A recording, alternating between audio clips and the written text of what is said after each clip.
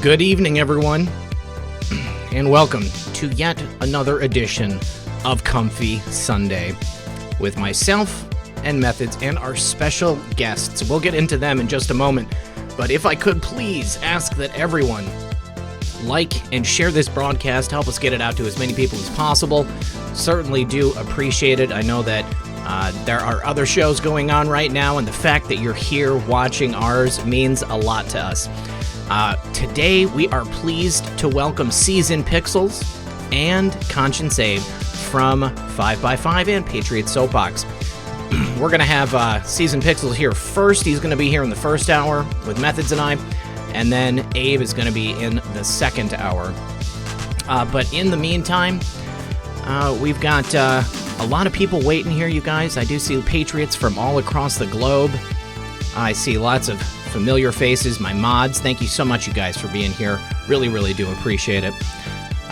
We are going to have a brief commercial interruption here in just a moment, but before that, I want to say greetings to Arkansas, North Carolina, Riverside, California, Santa Barbara, California, Missouri, Texas, Ohio, Vermont, Tennessee, Orange County, Louisiana, Nashville, Washington State, Pittsburgh, Florida, New Jersey, Utah, Indiana, West Virginia, Texas, Vegas, Australia, Berlin, Germany. Welcome, friends.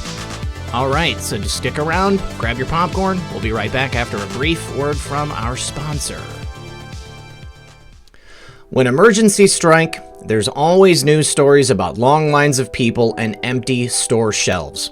Well, there's no need to be part of that chaos and the possibility of having to deal with FEMA food lines. Those that know what's coming are using today to prepare. You should make a plan too, and you can start by building an emergency food supply. I trust and use My Patriot Supply, and you can too. They're the experts in emergency preparedness and have guaranteed 2-day delivery. Disasters won't wait, and neither should you. This week, you can save $70 on a 2-week emergency food kit when you go to my special website, preparewithredpill78.com. My Patriot Supply food kits last up to 25 years in storage and include breakfasts, lunches, and dinners. Order today and receive guaranteed 2-day delivery discreetly to your door. Take action so you're ready for what's coming and save $70. Those that know what's coming are preparing, and you can go to preparewithredpill78.com and get yours today. Once again, that's www.preparewithredpill78.com. And remember, when you support my sponsors, you support this channel. Welcome, Patriots, to yet another edition of Comfy Sunday. I'm not going to lie, guys. You know I'm not a fearmonger, but I just ordered a month and a half worth of food, so hopefully I don't have to use it. But just in case, I did not want to get caught unaware. Well, please join me in welcoming my co-host for this evening, as always, the incomparable Methods, M2 Madness. Oh, man. What's up, Red Pill? Thank you for that gracious introduction that I will not agree with. What's going on, Nobody's YouTube got chat? You. Hey, man, it's all madness. Hey, what's up, YouTube chat? I'm glad we're all here. I look forward to this every week, man. It's awesome for sure. And with that said, I'm going to take over the introduction to the little brother here in the movement here that a lot of people, some people probably know about Pixels. He does Patriot Soapbox. He's also on 5x5 Media. But we wanted to bring him on. He's a great conversation, a great guy. He woke up to things earlier in life more than, a lot of people. And I would like to introduce Pixels. What's up, brother? Not much. Hey, just want to thank both of you for having me on. This is a huge thing for me. It's a big honor. And I just want to say hello to everybody out there in live chat. This is going to be a fun convo. Well, absolutely. I would just like to say, Pixels, that the honor is all ours. I know that you're very busy. You were on another show just earlier today, and you have a rotating gig on multiple networks here on YouTube. So as far as I'm concerned, you're one of the hardest working guys in this movement, and I do appreciate it. Well, thanks, man. I appreciate that. Absolutely. And you also work graveyard shift and still make this work. I mean, a lot of us don't even like to get out of bed in the morning. So Yeah. it's good to see, man. Good to see I don't want to say next generation. I mean, I'm only a decade older than you, but it's good to see people doing what they do. And you've got a long future ahead of you, man, because I love watching your show. I always make sure that I do on both channels. But with that said, man, for the people that don't know you, haven't watched your stuff, even though you should be, man, tell us about you, man. What do you do? How did you figure out about Q? What's going on? So, man, what do? I cover news. That's typically, like I try to just do whatever is the latest and most hard-hitting news, on my show or on, both of my shows. But, how did I find Q? That's an interesting story. I think it was back in like summer of 2018. I did support the president back in 2016 when he was running, but I didn't quite know, exactly what it was that he was going up against. I understood the whole anti-establishment type that he was, but I didn't understand, I guess, how deep it went. But I do remember, when President Trump was in the White House, surrounded by all those generals, and he said, I think this is the calm before the storm. I remember I watched that live on television as it was happening, and my dad and I kind of just looked at each other and said, what the heck was that all about? So what a day. What a day. So I kind of got into stuff. I went on YouTube, I started doing my searching and whatnot, and I think I came across Praying Medic's Q video, kind of just the basic introduction, and I was like, okay, what is going on here? Is this legit? Do a little bit more searching. I found the Great Awakening group on Reddit, and I kind of started to read through that stuff. I started to read the Q posts, and then I found PSB, and I started watching PSB kind of daily. So by that point, it had kind of become some sort of obsession.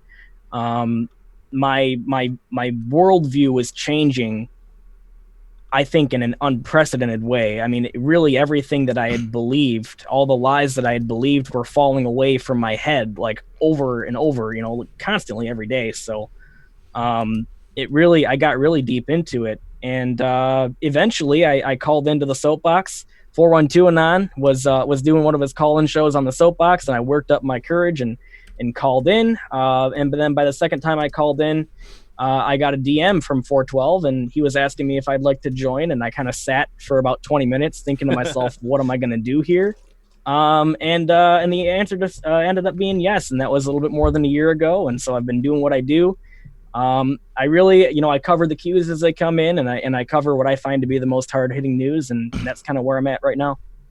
Man, yeah, that's right. So you didn't even like research this kind of like stuff beforehand, right? I mean, how did you feel about 9/11? I mean, I don't know how old you were, but during those times, like, did you at all have curiosity that there's a narrative that we're sold since birth, that the world is not exactly how we were told it's supposed to be? I had a hunch, like I generally, well, I was in elementary school, man, when 9/11 happened. So that makes me feel so much better. Around. That makes me feel so much better because people pick on me for my age. So, I was at work at my desk. Yeah. So, like that was a little too far, far back, because I was just such a little kid, doing little kid stuff. But as I grew up, I had a really hard, from the time I was 9 years old up until maybe 18, I had a really hard time in life. I was bullied a lot at school because I'm a small framed guy, kind of like Bloomberg. But that's the only comparison to Bloomberg you can make of me, I promise you.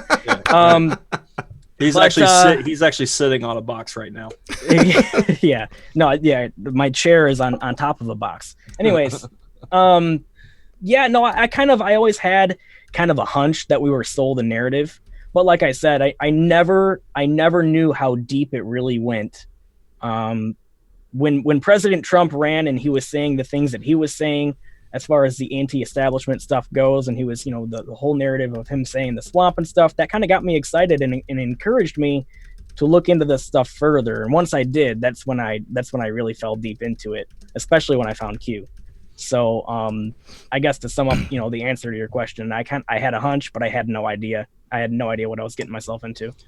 Right. Yeah. A lot of us didn't know either. What were you going to say, Red Pill? I was just going to say I find that fascinating. I mean, to go from someone who's just a casual observer of life, I mean, like, the only thing that you have to worry about is, your own unique issues and not necessarily thinking about all this stuff. Because I think that most people, they walk smack dab into the middle of it, and then they get into the research. But you kind of, and then they make a show. But instead, you walked into your adult life, and then all of a sudden you're presented with this complete reimagining of the world and this reframing of it, which then in turn gets you into the show and then into the research. So that's very interesting.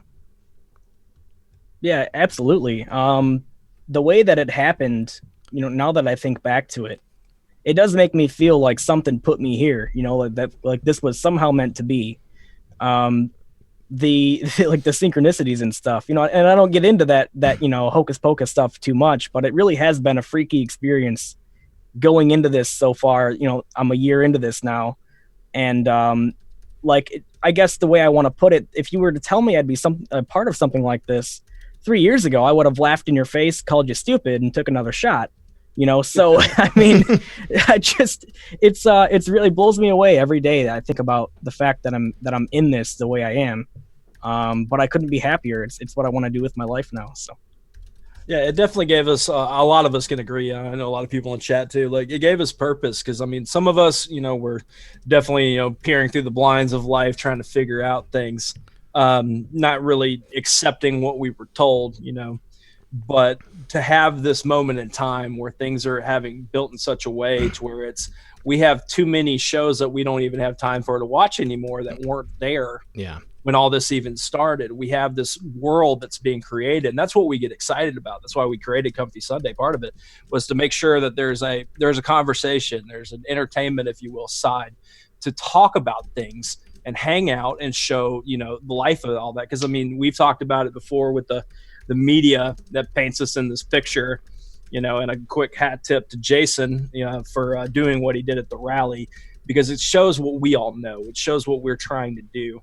And to have this opportunity to sit and chat with everybody on a global scale is just really awesome. And the feeling. You wake up differently now than you did 2 years ago. Oh, absolutely. I do everything differently than I would 2 years ago. 2 years ago, geez, I was 21, so I was partying a lot. That's part of what my awakening actually was when I was in college. And I went to a very liberal art college in Detroit called College for Creative Studies. I was only there for a year and a half because after that amount of time, I just had enough. The way that I was treated for being outspoken on a few issues like abortion and gun rights, I was literally called a baby killer by some liberal people for believing in the Second Amendment. So I'm not really quite sure how that works. But yeah, the way that I was treated there and the way that I could tell something was going on. There was something. You were not allowed to have a differing opinion than what was considered the norm there. And I started to realize that it was all on purpose. They had an agenda, and they were trying to put people all on the same mental plane. And a lot of that I disagreed with. I've always been kind of, at least on abortion and the Second Amendment, I've been, on the conservative side of those issues for, when I was, since I guess early teens, I started sort of thinking about this stuff, but, yeah, it's really crazy how you get ushered into this stuff. It kind of sneaks up on you. I was just going to say, when back in September of 2001, I was working, I was a brand new father, and from the moment that I heard the first report coming over the radio, I knew that something wasn't right. And I'm trying to equate it to something in my childhood, the way you must have felt as a child. And, I remember the Challenger disaster. I remember, sitting in elementary school. I think I was 5 or 6. Yeah, I was very young. But watching that that rocket go up and everybody, you know, being so proud because there was a teacher on board and it was this huge deal. And then, you know, it was absolutely terrifying, you know. But it's interesting because you kind of grew up in a world that was already hyper-focused on the manipulation of the narrative, you know. I feel like myself, and I'm sure Methods to a degree, like we witnessed it get worse and worse and worse. But I mean, the formative years of your life, the Patriot Act already existed, you know? I mean, like they already had the narrative formed, and then they were just inserting us and you know, different countries into the midst of it. Yeah. So just very interesting. Yeah, I could totally agree with that. And that's why I'm glad that things are happening how they did, you know, getting the whole thing of, you know, God's timing and all that stuff and kind of stopping us from that cliff.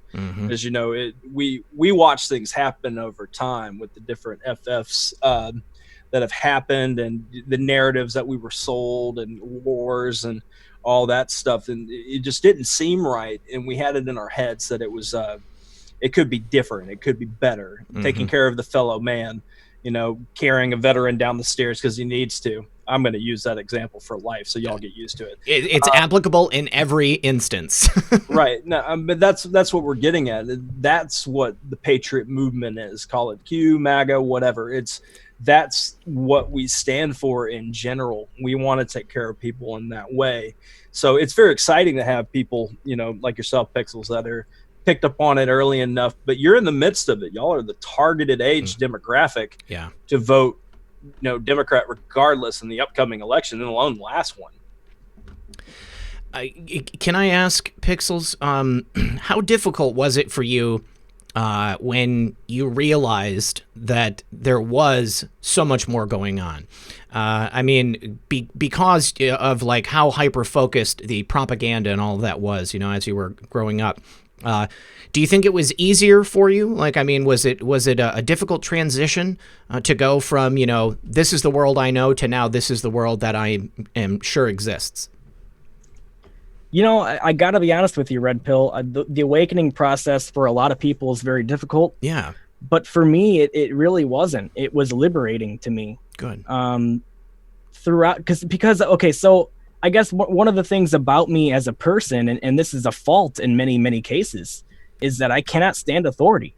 I really, especially when it's abused, or you know, someone who believes they have more authority than they do. So the awakening process was really me. I guess I had always kind of had a hunch, like I said before, that there were controllers in place, you know, the establishment, whatever you want to call them, who had an agenda and who were using propaganda and cultural tools and whatever to get what they want out of the people. I understood that. I've been through the public school system. I saw right through that, all that, you know. I never did well in school, by the way. I skated it out of high school with like a 2.3 because I hated everything there. I was like, this is all crap. It is all institutionalization, right? And so I guess my awakening process was more of a liberation of me going from, I know that this is what's happening and people are doing this, to, okay, now I know who these people are. Right. Yeah. Now I know, you know, now I can think about how can we as a society work our way around this and wake people up to this and get rid of these people's power, because really what I was seeing was these evil people who had horrible things in mind for America and the world, because they're control freaks. They're obsessed with power. They're obsessed with being the top dog. And I that's something that I can't tolerate, right? So I think it was really just liberating because it gave me some sort of tactical awareness to, okay, now I can do something about this thing that's been bothering me all my life. Real quick, Methods, before you follow up on that, I just need to say thank you to Star Karma. She said, love, love, love you. Where we go one, we go all. Elinars says, may the COVID-19 be a DS weapon. A vaccine may exist. We'll touch on that in the second hour. Need to say thank you to William Fox. Jesus is King of Kings. God bless the Patriots. Johanna Borlin says, Building 7 in that terrible day in September 11th leaves me amazed. I think a lot of people, that's a clincher for them. FTW Champs, big friend of the program. My weekly offerings to the Church of Truth. Thank you, dude. Star Carm says, Red Pill, how old and wise are you? I'm 82. I am 42. But I'm as wise as anybody thinks I am, I guess. Hey Jude says, keep it up. And James Giddings names off a whole host of great channels here. Red Pill 78, X22 Report, and we know, Praying Medic, SGT Report, The Patriot Hour, Patriot Soapbox, all the real news. And Amy Dye, thank you for that super chat. And then also Brittany Taylor, of course, another great friend of the program. I got out of there with a 2.7, meaning high school. I went to a Catholic elementary school, and it was a completely different experience from public school. Like, I went to public school from middle school on, and I was at an advantage in a certain way, like, scholastic sense, but socially, it was it was so different. It was very, very difficult for me too. So I can completely, feel what you said, about having a difficult time, from your formative years there, because the way that public education is set up, it does reward that narcissism that we see. The psychopathy that we have, in the people that are in the controller group, and the people in public school were just not interested in learning. And I don't want to disparage anybody, but this is just my experience in my high school. It was all about the social ladder. It wasn't about, the education. It wasn't about learning anything or even thinking critically. And I was really surprised at that. That was a difficult thing for me to go through. But the reason that I wanted to, ask you about your actual, birthing into, this movement and realizing everything that was going on is because it was painful for me, because it wasn't one thing, it was like thing after thing after thing after thing, and seeing it and then coming to grips with the fact that it was just another thing that I had been lied to, because I wanted to have some faith in something, and because of whatever had happened and my life experiences, I fell away from God. I lost my faith, and I felt like I was trying to find something outside of myself in order to replace that, drugs and alcohol is like the easiest thing for somebody who has no faith to fall back on, because you don't have to think about anything. You can just cover up all of your emotions. You can cover up all of your problems. So finally getting to the point where I allowed myself to understand that there was probably always going to be something that I was lied to by somebody that I cared about, or, someone in a position of power. And that this movement is really about the subversion of that, taking us away from that horrible power structure, giving us the ability to tell the truth amongst each other. Sorry. And to create something else in the wake of it being torn down. Yeah, absolutely. It really is, and I would add to it. It's about giving the American people their country back, and in doing that, you have to. Because the Constitution, right, is set up to limit the government's power and to make sure that the people are the ones who make that final decision. The people are the ultimate authority. That hasn't been so for so long. It's been decades and decades since the American people have had any sort of real power, because they bought into the narratives that were being sold to them, and basically handed all their power off to the power structure that's been doing this. So that's how I see the movement. I see it as breaking away from the narrative and kind of teaching the people how to be the ultimate authority again. Oh, I could totally agree with that, because that's part of what I argue with myself about when people say, you know, who is Q or what is the Q? It's like, yeah, we do have somebody or a group of people that are posting on anonymous image boards that are laser pointers to certain situations, or we get proofs that there's some insider connection. But at this point in time, a couple of years later, it's bigger than that. The movement that we've created. So instead of me saying, oh, it's military intelligence feeding information to back channel, kind of like how you worded it to me earlier, I'm not trying to take it from you, you know, feeding us information through a back channel that otherwise the media will not cover or the politicians won't cover. To me, it's when people say, what is Q? You know, it's the movement itself. It's a movement that's taking apart narratives that we've been otherwise manipulated by since birth, since we've been dealing with these things happening in life, and trying to create the world that everybody should want, that doesn't have sinister intentions, you know, but take back the society and what, you know, what 1776 means, what patriotism means, and not even necessarily 1776, globally, you know, taking care of the fellow man, taking apart the narratives that are put out there. We've learned so much. I mean, how many times can you read a headline from an insert media name here and you already know where they're going with it? Like, you can already see what the intention is, what the spin is. We can call it early, you know, it could be a drinking game. But but to be able to do that now, and that's why people can get excited about somebody, you know, that's, you know, younger. You know, I have a lot of people that could say they could be my parent or my grandparents or whatever, you know, at my age. But like, to see that happen, and Red Pill had somebody, how old was he that called in last week or a few weeks ago? He was 14 years old. Yeah. Man, I can't remember his name. It was like Richard or something. Yeah, I think Richard Stewart. Richard, was that you, buddy? Yes, because he had previously asked about the carnivore diet. Well, if you're out there and you are Richard, then please say something in the chat. But that was an incredible thing, wasn't it? Right, yeah, we get to see this happen. So having somebody that's of your age, that's somebody that 14, 15, 16 can look up to, and they might get the courage to call in on your future shows, or, you know, get that mic for Christmas and start live streaming and covering information. So I want to tell you, man, like, people like us, I mean, Red Pill's been doing this way longer than me.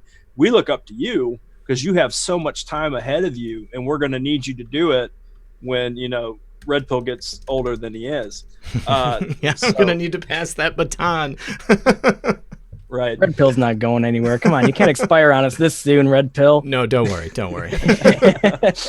Well, no, I appreciate that, and that's kind of my goal. Like, look, guys, I'm not going to sugarcoat it. Everybody out there in live chat, I want to tell you, we have a crisis when it comes to our youth.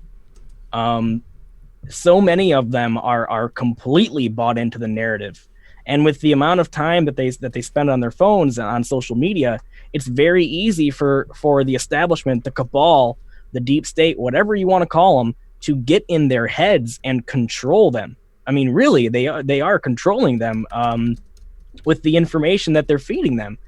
And I'm just gonna go ahead and say, unfortunately, right now, the bulk of the people who are following this movement are your people within, you know, your 40 to 70-year-old age group. Mm-hmm. And I think that something really needs to be done to get through to the younger generation, your people in your 20s and 30s, and even you know, in their teens, because you know, you can vote when you're 18, everybody. So I mean, we've got a problem here. So it is my goal. I don't exactly know how to go about it. I'm not gonna do like a kids themed, or like add, you know, boopy little music in, or whatever, you know, like crayons. Like, no. Kappa.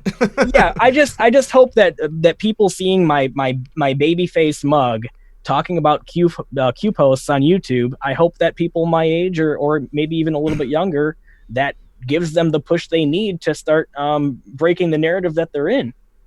No, I could totally agree. I don't mean to cut you off, Red Pill. I could totally agree with that, because we chatted about this earlier, wanting to cover it, and I thought about it, and yeah, this movement as itself, not necessarily even Q drop related stuff, this taking our world back lifestyle that's happening is in its infancy. It's younger than you.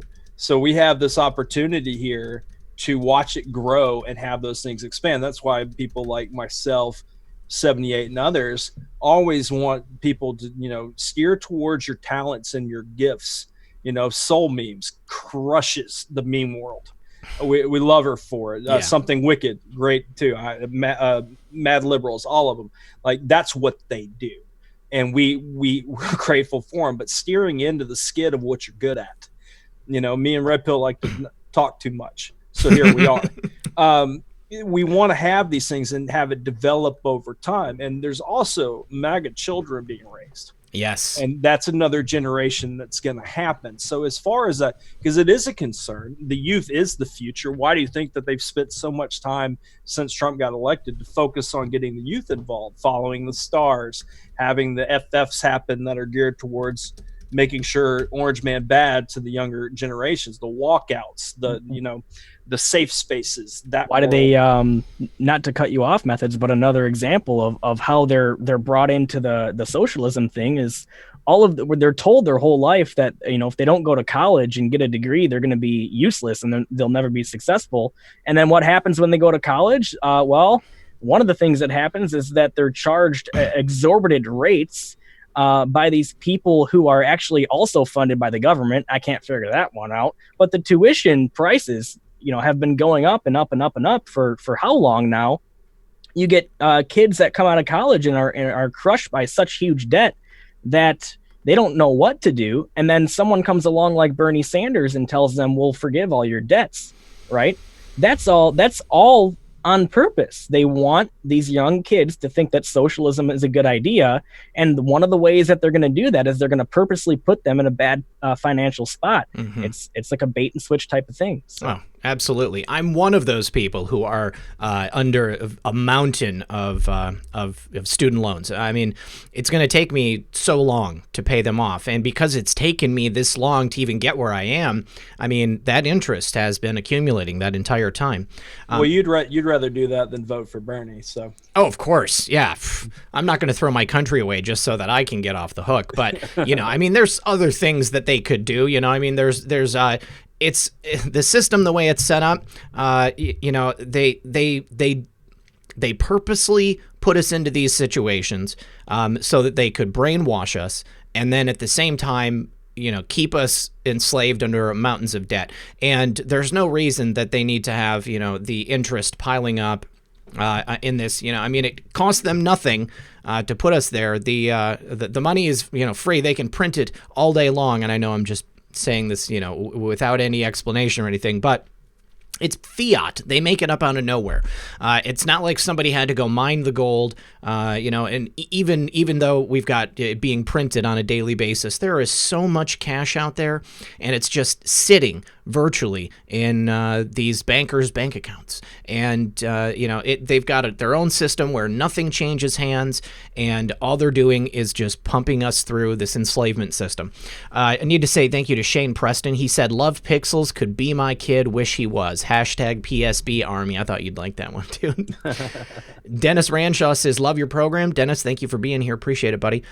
Johanna Burlin said, you're my news now. Cut my cable. Thank you for that, Jonna. I'm sorry, not Johanna. Jonna. Code Red Dew Girl, what's up? She says, Red Pill, you are nailing every show. Love the Roseanne show. My husband even stayed up late to watch. You rock. Thank you for that. Tell your husband as well. Kelly Dunn says, after Q, I can't even watch a movie or listen to a song and know where they're going with it as far as programming.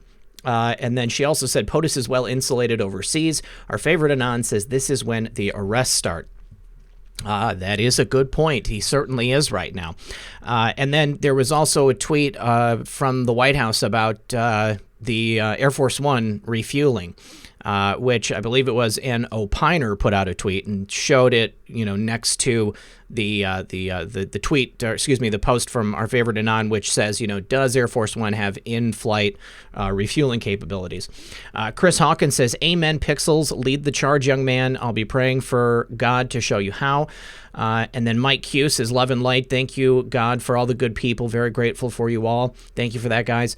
And then Tire Queen says, hand one layer. Wait, one layer that I had to sell insurance to make a living. Did I mention everyone has a degree? Where we go one, we go all. E.T. Mort's AM specific. Everybody has a degree. Everybody's a lawyer. I'm Meth World. So, honey, I think that your your keyboard must be broke, or maybe you were just typing really quick. But yes, you're right. Everybody has a degree. And they have put us into this position where it's difficult to get jobs with the degrees that they are asking people to pump out. Liberal arts degrees, that mean nothing, when actually you could walk into a job like that without any training and then get the training on the job, and there's no need to have over $100,000 in student loan debts. But thank you for that. And then also, Son of a Green Card says, you guys are the news now, and you guys do a great job. Let's break the cycle. They tried to put us in. We couldn't do it without you. Thanks for that, dude. I do appreciate that. That's what this is all about for me, is, having the ability to be part of this awakening process on a daily basis. Pixels, how do you feel when people, are on the program and, they let you know that you've had some type of an effect on them with your reporting? Well, it makes me feel fantastic, and that's why I do it. I've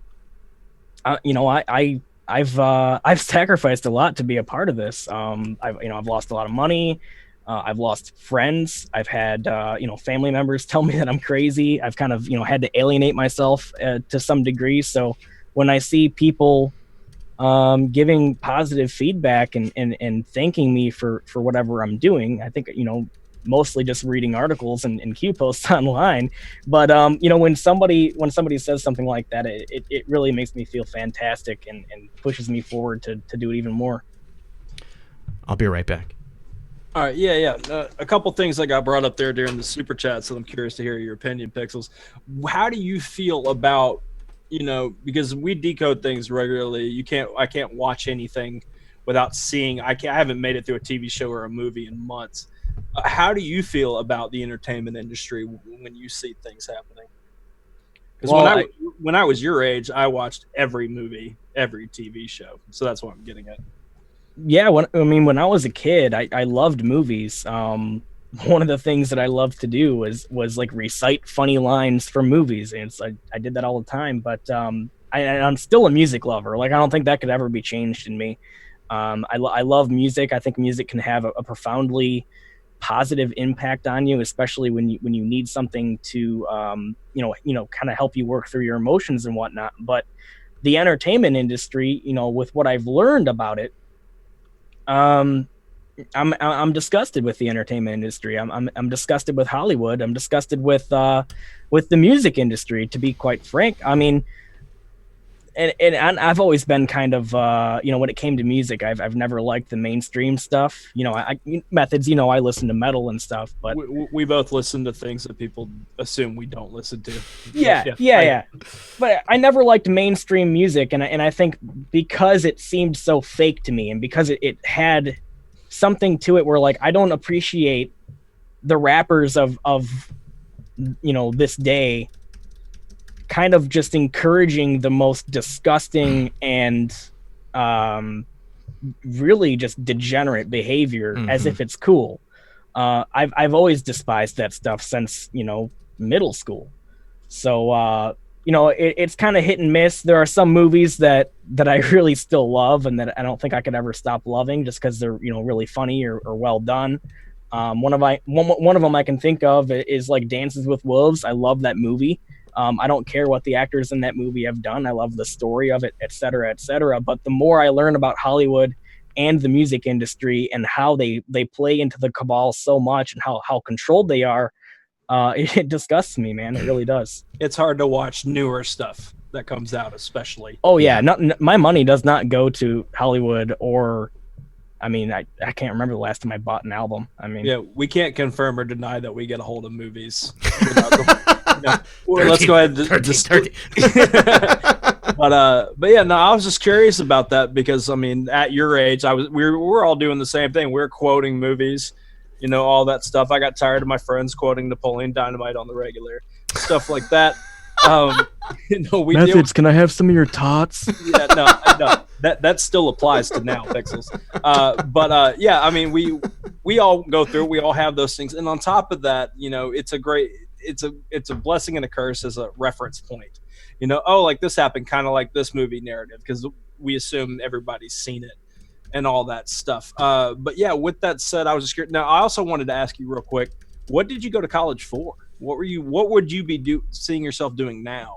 Oh man, I'm so glad I left. I was gonna be a video game designer, and that whole industry has just gone. So, yeah. All right. God's timing, maybe. I don't know. No, that's cool. No, I was just curious about it. So you're a gamer. You do that kind of thing at all? Yeah, actually, like Seasoned Pixels, that's my gamer tag. Like, I used to be a huge Battlefield 4 player. I played it constantly.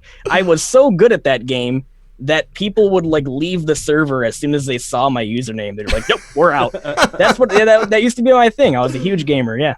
Reaching levels of nerd we never thought possible. Fantastic. So you just missed Gamergate then, huh? Or were you there? Oh for no, Gamergate? I was in college during Gamergate, and that was a big part of like the initial stages of like the beginning of my red pill, because I see Anita Sarkeesian. Yeah. Actually, I'll tell you guys a story. You won't believe this. College for Creative Studies forces their students to attend leftist seminars and tells them they will dock your grades like it's a class, right? We were ushered into an auditorium and played some 45-minute video by Anita Sarkeesian telling us that a video game where Mario saves Peach is sexist. What? And we were forced to attend that at the college that I went to. So yeah, no, I remember Gamergate. That whole thing, it was like I could not stand it. I was like, can you guys please just drop the whole I'm offended thing and just play your video games, please? Don't be an ist. Yeah, no. Yeah, gosh. We used to argue, me and Red Pill probably as children used to argue, like, why was Peaches always caught up? She needs to be smarter. Yeah, what's up with that girl? Yeah. It's not his fault. He's trying to be the hero. But man, if Anita was here, she'd hit leave meeting right now. Oh yeah. Yeah. That's okay. She'll get over it. Yeah, okay. With the time we got left, there's one topic I do want to hit on. Unless Red Pill, you got super chats to do? Oh, yes, I do. Thank you. Red Pill Doc says the education system uses tenure to rule out patriots and keep liberals. And we saw that in action with our friend Doug. Hey Jude says Saul Memes was on Waters World tonight. He actually had her on because the Indian government retweeted President Trump's tweet with a Saul Memes video in it. That's incredible. I want to watch that. I'll see if I can pull that up when you guys are talking. Gloria Paddock says, wait until you guys are as ancient as me. Much love. Gloria, like a fine wine, we all age.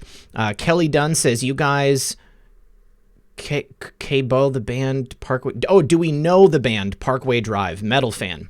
That's for you guys. I'm not a metal fan. So. That's a sports ball category for Red Pill. No, I do, and I'm sure Pixels does. I've heard of Parkway Drive, but I got to be honest with you, it's a little bit too punky and not heavy enough for me. Sorry. That's what I'm talking about. No, but I love Parkway Drive. I like the older stuff, but that's either here nor there. But yeah, with that said, the topic I wanted to make sure we got to tonight, because I find it fascinating about your story. I'm sure you've talked about it on your channels. Everybody that's over here that's seen you before gets it. But you came into this whole thing, red-pilled, the Q stuff, all that, as an atheist. You came into this just not even agnostic. Like you were just, nope, not a thing, whatever. And I'm curious to have you explain that transition, how it felt to question yourself, not just the realities of that we all question, but your own religious beliefs, which were essentially non-existent. What was that like, man? It was, at the time, that was the biggest blunder that I went through. When I was first getting into the Q movement, I saw that, there's a lot of people out there saying that it's a Christian movement for Christians only, et cetera, et cetera. And I've always had a hard time with religion just because of the dogma that exists within it.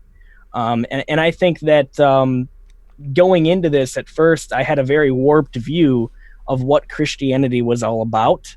And I got to admit, I was against not only Christianity, but all religion. I thought that all religion was only a disease on the psyche of mankind, and it was made man-made in order to control people.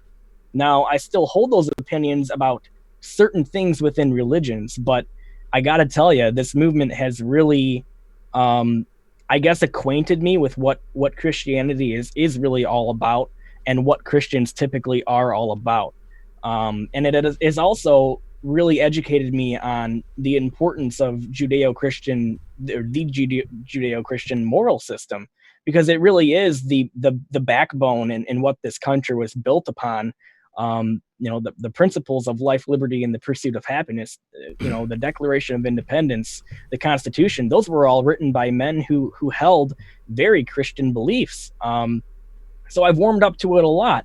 I will say, though, that I still cannot stand the dogma. I think that some people take it way too far and end up hurting themselves or others, or if they want to hang on every single word and take everything as literally as possible. I think, personally, I think that a lot of the Bible could be taken metaphorically, and the underlying moral truths that are within it are what really matter, to me at least. But yeah, no, I've completely changed my opinion when it comes to religion, especially Christianity. And I have opened myself up to the possibility of there being a creator. But one thing that has actually become very important to me is the Judeo-Christian moral system and how that ties into the early history of our country and how it ties into what we as a country are all about. Man, well said. Absolutely well said. Because me growing up personally, being a preacher's kid, I would have been a 5th generation preacher if I was doing that instead of this. But with that said, just like everything else at society, the stuff that we've been talking about, there is a level of perversion that's happened. It's been perverted away what it's meant to be. So bringing up the moral system is absolutely perfect. Somebody in the chat brought up relationship with God. Mm-hmm. That to me is defining things about it. I could speak for everybody on here talking. We're not the best examples of Christianity or anything of the sort, because we all have our things, because that's what has been described as the cookie cutter aspect of things. We should always strive to be better, but we do have our faults. But the idea of better morality and having a relationship with God is really what matters. And you could see it, despite even Q bringing up God and religion and scripture into this stuff, we all gravitated that were to that. I had the great experience growing up of being able to undeniable proof that God is real. I mean, being a preacher's kid, I've seen demons cast out of people that were obviously possessed. I've seen people healed and get out of wheelchairs. I've had things happen in my life that I know is a God connection itself.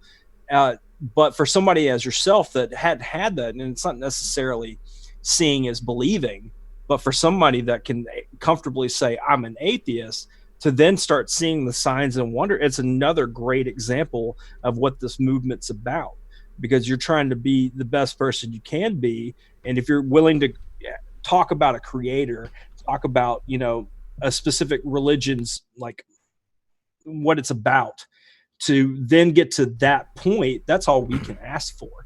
Forcing that stuff down the throat is probably what got you to the atheist thing to begin with, because you had things forced in your face and you just couldn't accept it and all that stuff. So I'm proud to know you,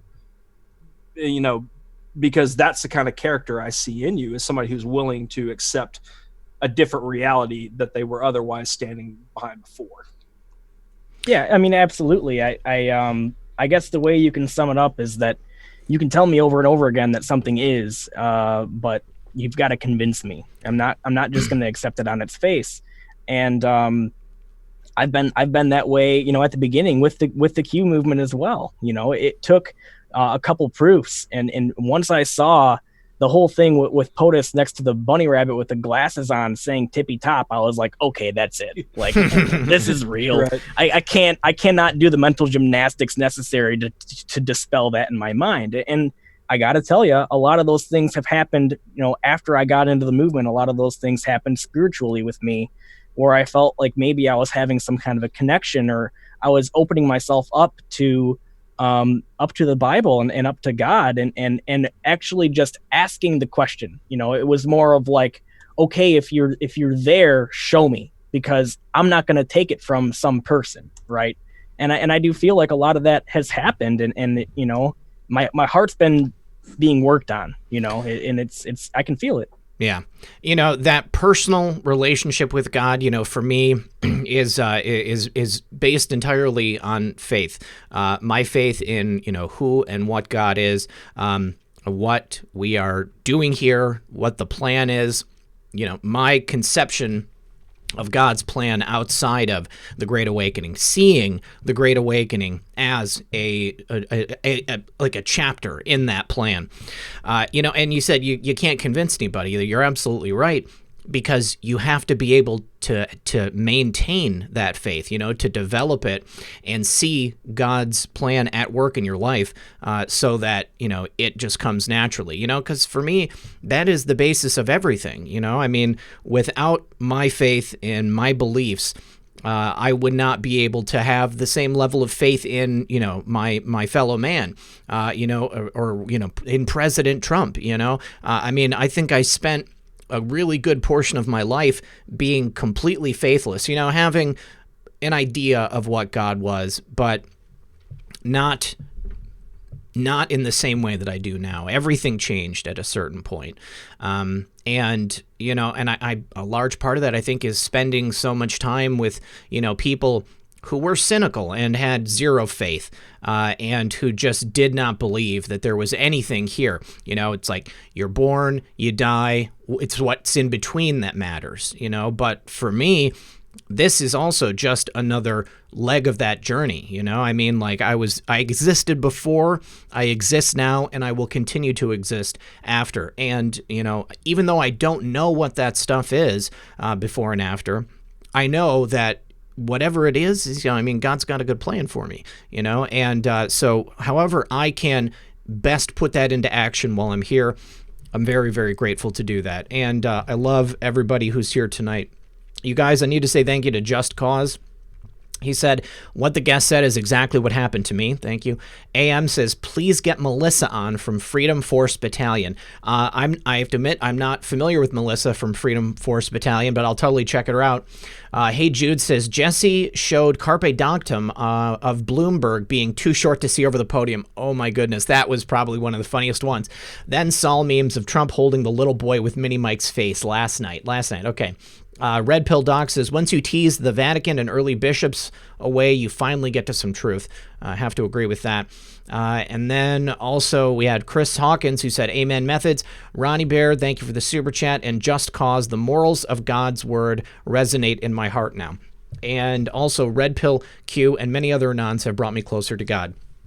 Even if that's the only thing that happens out of this movement, I still consider it a win, because I think that as the human race, to be able to have a level of faith and to see that there is a larger plan and that we are each a small part of whatever that may be, I think that would go an enormous distance to helping us be better people while we're here.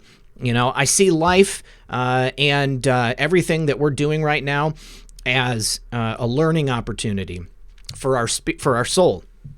And, whatever is going to happen to us afterwards, obviously, I think is based upon the experiences that we go through, this life and where we're at right now. And I want to be the absolute best person that I can be. And I know that that's it's a scale. It's different for everybody. People are different for many different reasons and in many different ways.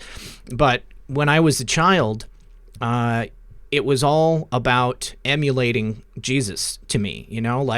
I saw the teachings of Jesus and all of it in play. And learned it, as an allegorical message for how I should live my life, so that your point to that, I think it goes a long way. And for people who are unable to see, what is written in the Bible or, in the spiritual teachings of people that have come along since Jesus, and to recognize it as, at the very least, this is a template for how you should act and treat other people. And if you just look at it from that point of view, then everything else kind of falls into place, I think. Well, like I said before, like when I look at the Bible or I look at scripture, I tend to take it metaphorically and then think to myself, okay, what is the moral lesson being taught here? What was the purpose of this message? Why was this story told? Mm-hmm. And every time it is because it's giving us an example of what to be and what not to be. And you're right. When you look at it from that perspective, rather than do this, say this, be this, otherwise you're going to hell, looking at it at the perspective that you put out, it's much easier to kind of slide into that and start working that into your life, because you don't have the dogma, you don't have the negativity, you don't have the hocus pocus or the clicky label type stuff going on. And that was really all the things that pushed me away from it to begin with. You mentioned faith before, and that was something that I always had a huge problem with before I got into this movement. I thought that the prospect of faith in itself was silly. I thought that what faith meant was accepting something with literally no evidence. When I first started getting into the Q movement, I remember praying for like the first time, like the day that I found Q, after watching the introduction video, and after doing some research and reading some Q posts and cross-referencing that with what President Trump was saying during his run, I prayed and I said, God, if you are there, show me how this goes. Keep this going. If this is real, then I will change my ways and I will, try to have a relationship with you. And darn it, here we are. Yeah. So all you have to do is ask, man. That's beautiful. Yeah, absolutely. And a point I want to make to that right before, we just have a few minutes left.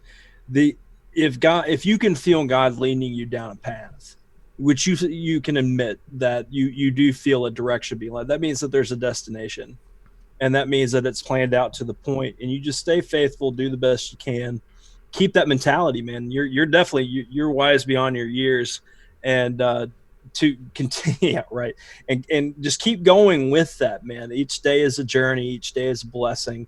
Enjoy life, take care of yourself, take care of your mind, fellow man, and you're going to be just fine. This movement is more than just going after corruption and bringing things down and waking the public. It's also waking up people to the realities of what we're talking about here. And whether religion's not for you, anybody that's listening here, that's fine. We still love you the same. We're still going to be here for you the same. Yeah. We don't want a movement that is judgmental. We already have enough infighting over, who decoded things right and wrong and all that. And that's fine. But when it comes to personal belief systems like this is a subject that we need to accept everybody and allow them to be themselves, because you don't know. Even if you can agree that it's completely wrong in your head, when somebody says something, you don't know if they're going to end up on the Pixels journey and come back around to where you have that agreement, and that person can come back and say, all right, you were right. Let's talk about these things now, instead of writing them off or just telling them they're wrong. So I'm excited for you, Pixels, because you have a great journey ahead of you, and this movement, definitely needs you. Yeah. 100%.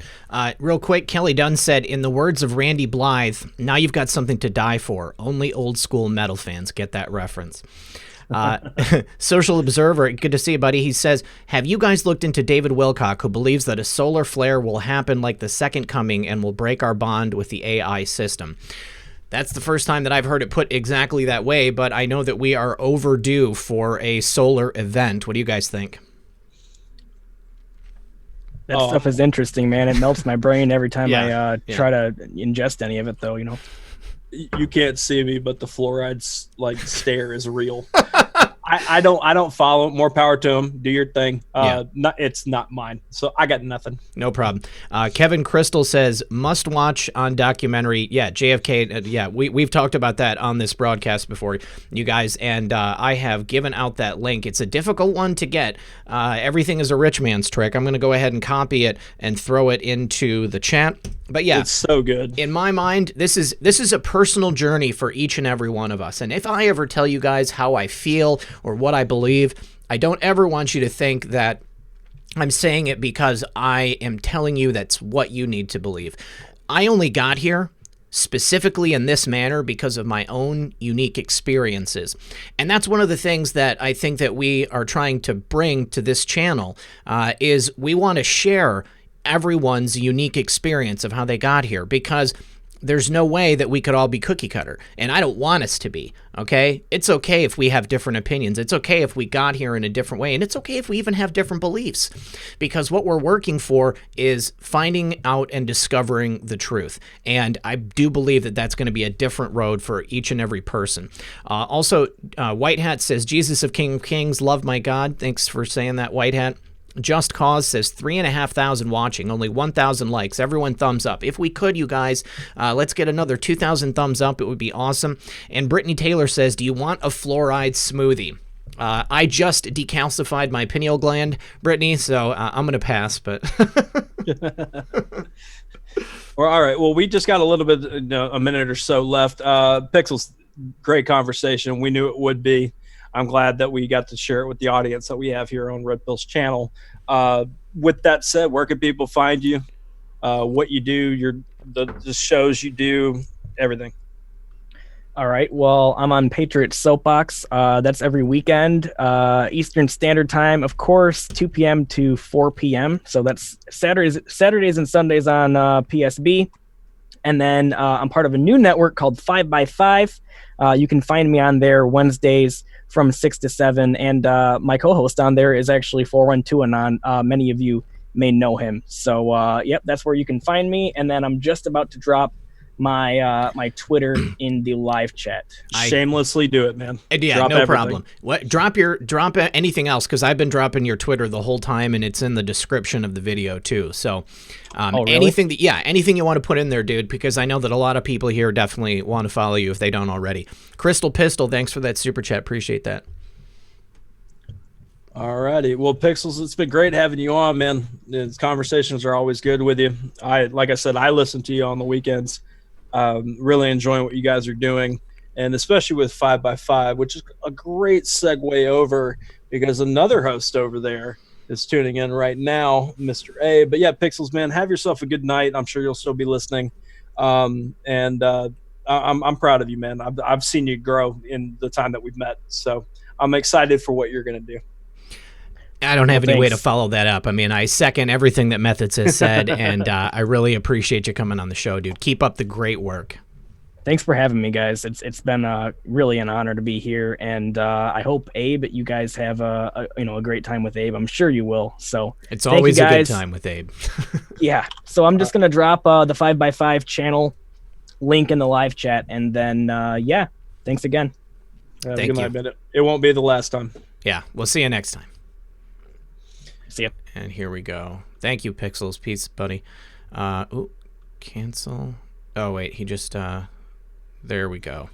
There we go. Thank you, Lady Warrenon. Appreciate that.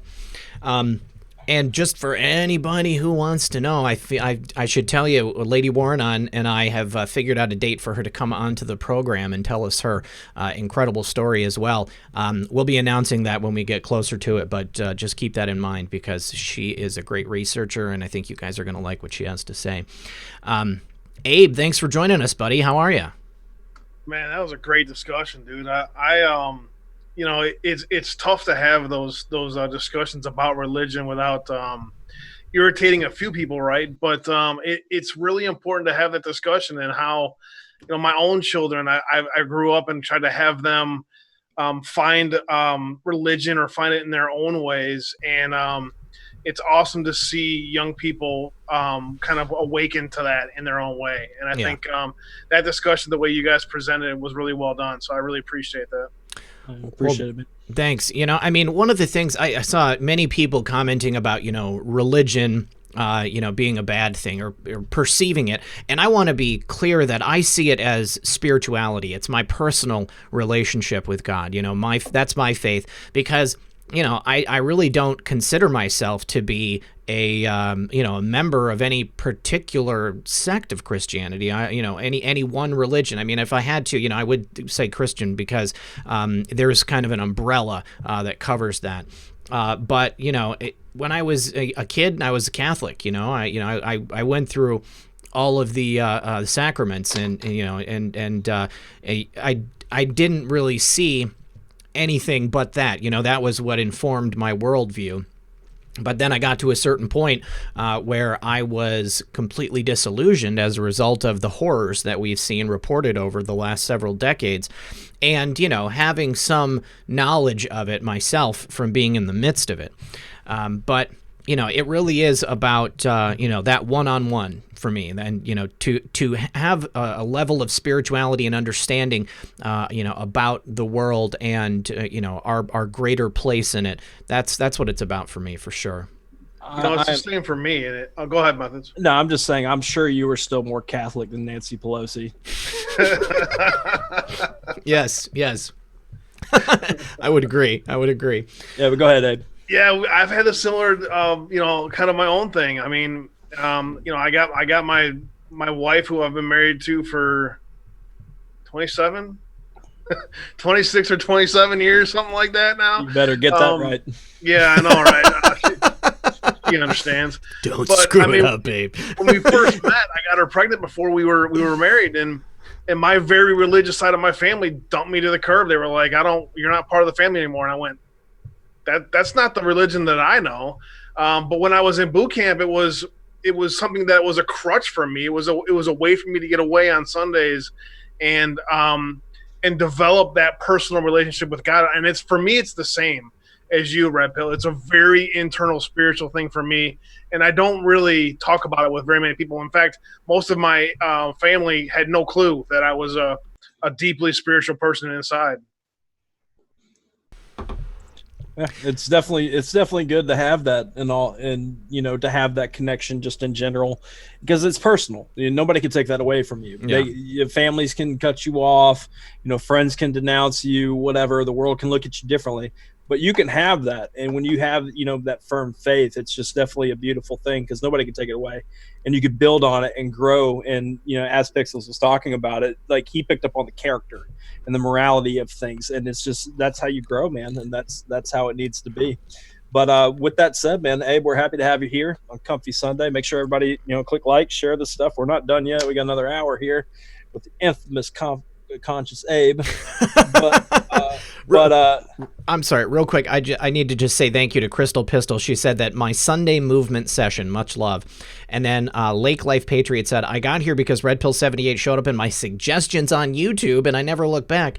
Thank you, Red Pill, for all you do. God bless. And then 27 Sparkle said, thank you, Patriots. And with that, Methods, I'm going to pass it over to you for a few minutes. No, it's all good. I had to actually skip through another Bloomberg you know, ad to have this on my TV. I know I tweeted about that earlier, and I will say this: I know about ad blockers. Everybody that told me, I love you for it. I'm talking about on my Roku, and if you have an answer for that, please DM me. But with that said, I am tired of seeing Bloomberg's face and his lies on my TV when I'm trying to watch videos. But anyways, with that said, man, Abe, how you doing, man? We've been talking about doing this for a while, and I appreciate you having me on your show. You know, but it needed to happen over here as well. So, Abe, how you doing, man? How's life been? Oh, it's great, man. You know, being scheduled for last week and then getting the last minute call from Roseanne. How many people do you know that got bumped for Roseanne? So I got that right. I got that rolling for me. Right. Yeah. No, that was one of those things that we're grateful you understood. You know, when Roseanne was like, well, we can only confirm that Sunday. Well, we had to shift things around a little bit.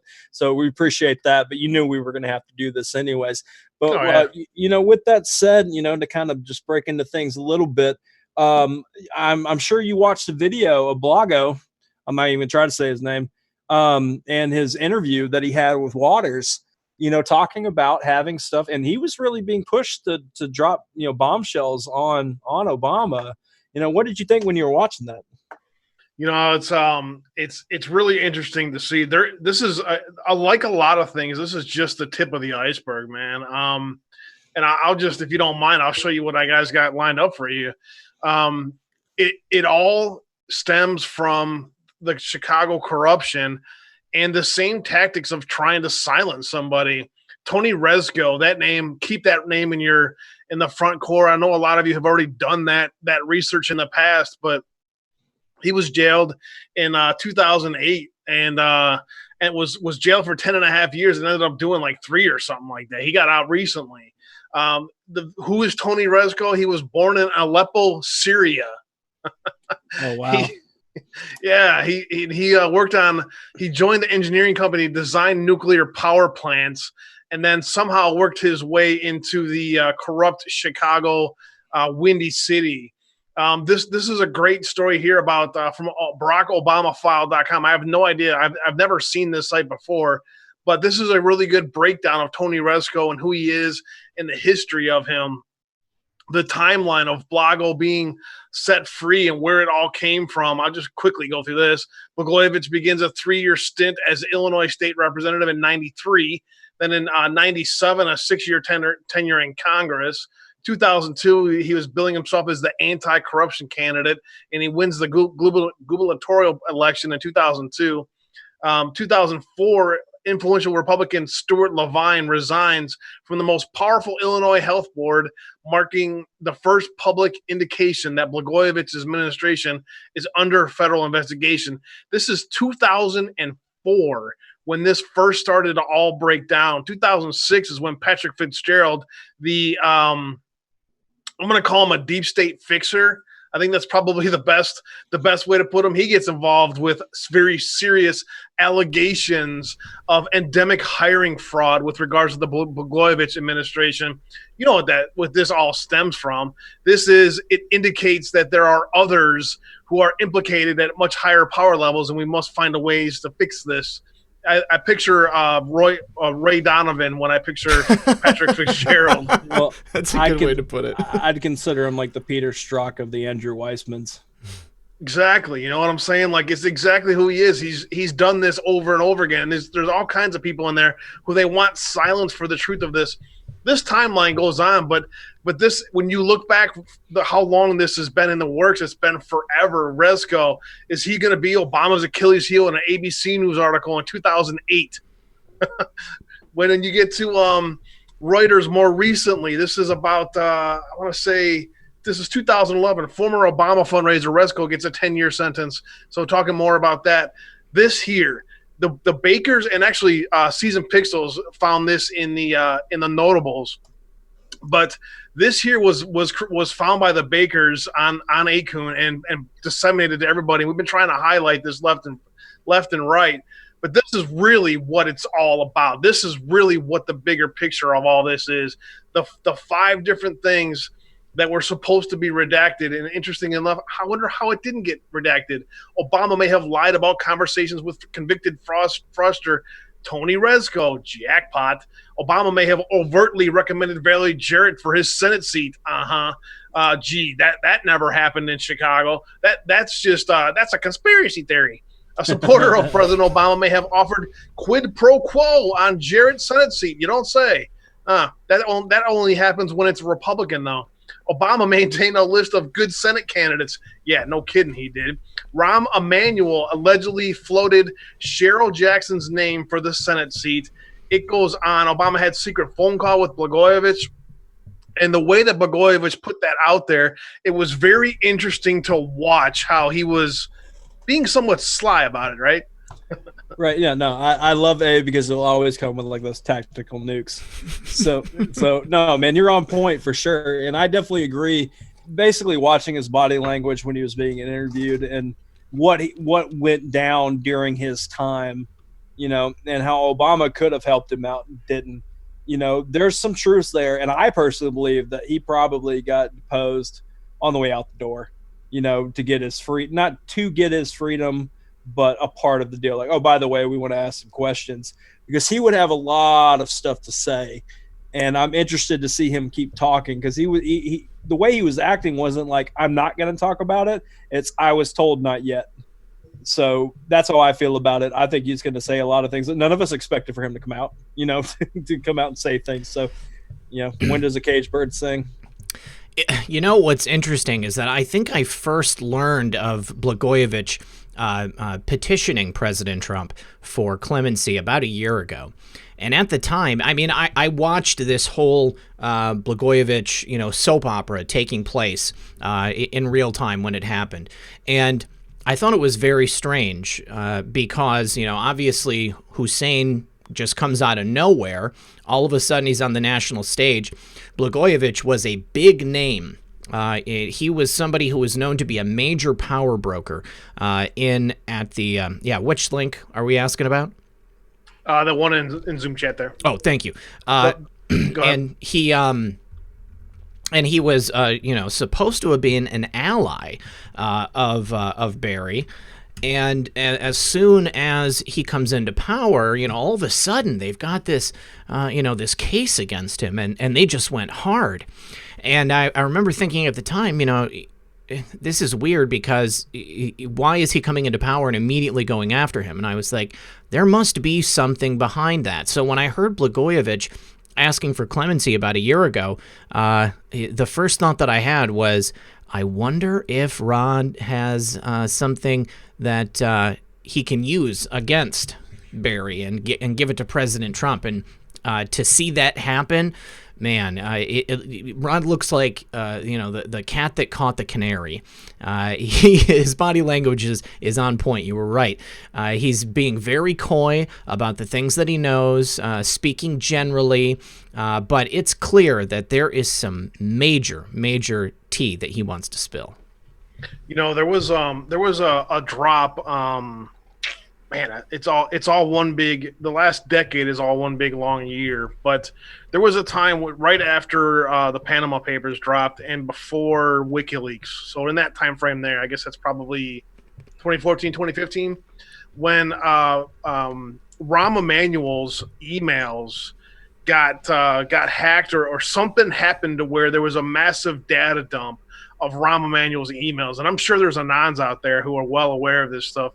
We need to dig that stuff back up and start going through that stuff and redisseminating that information back out there. Because I guarantee you that stuff tried to get disappeared did quick.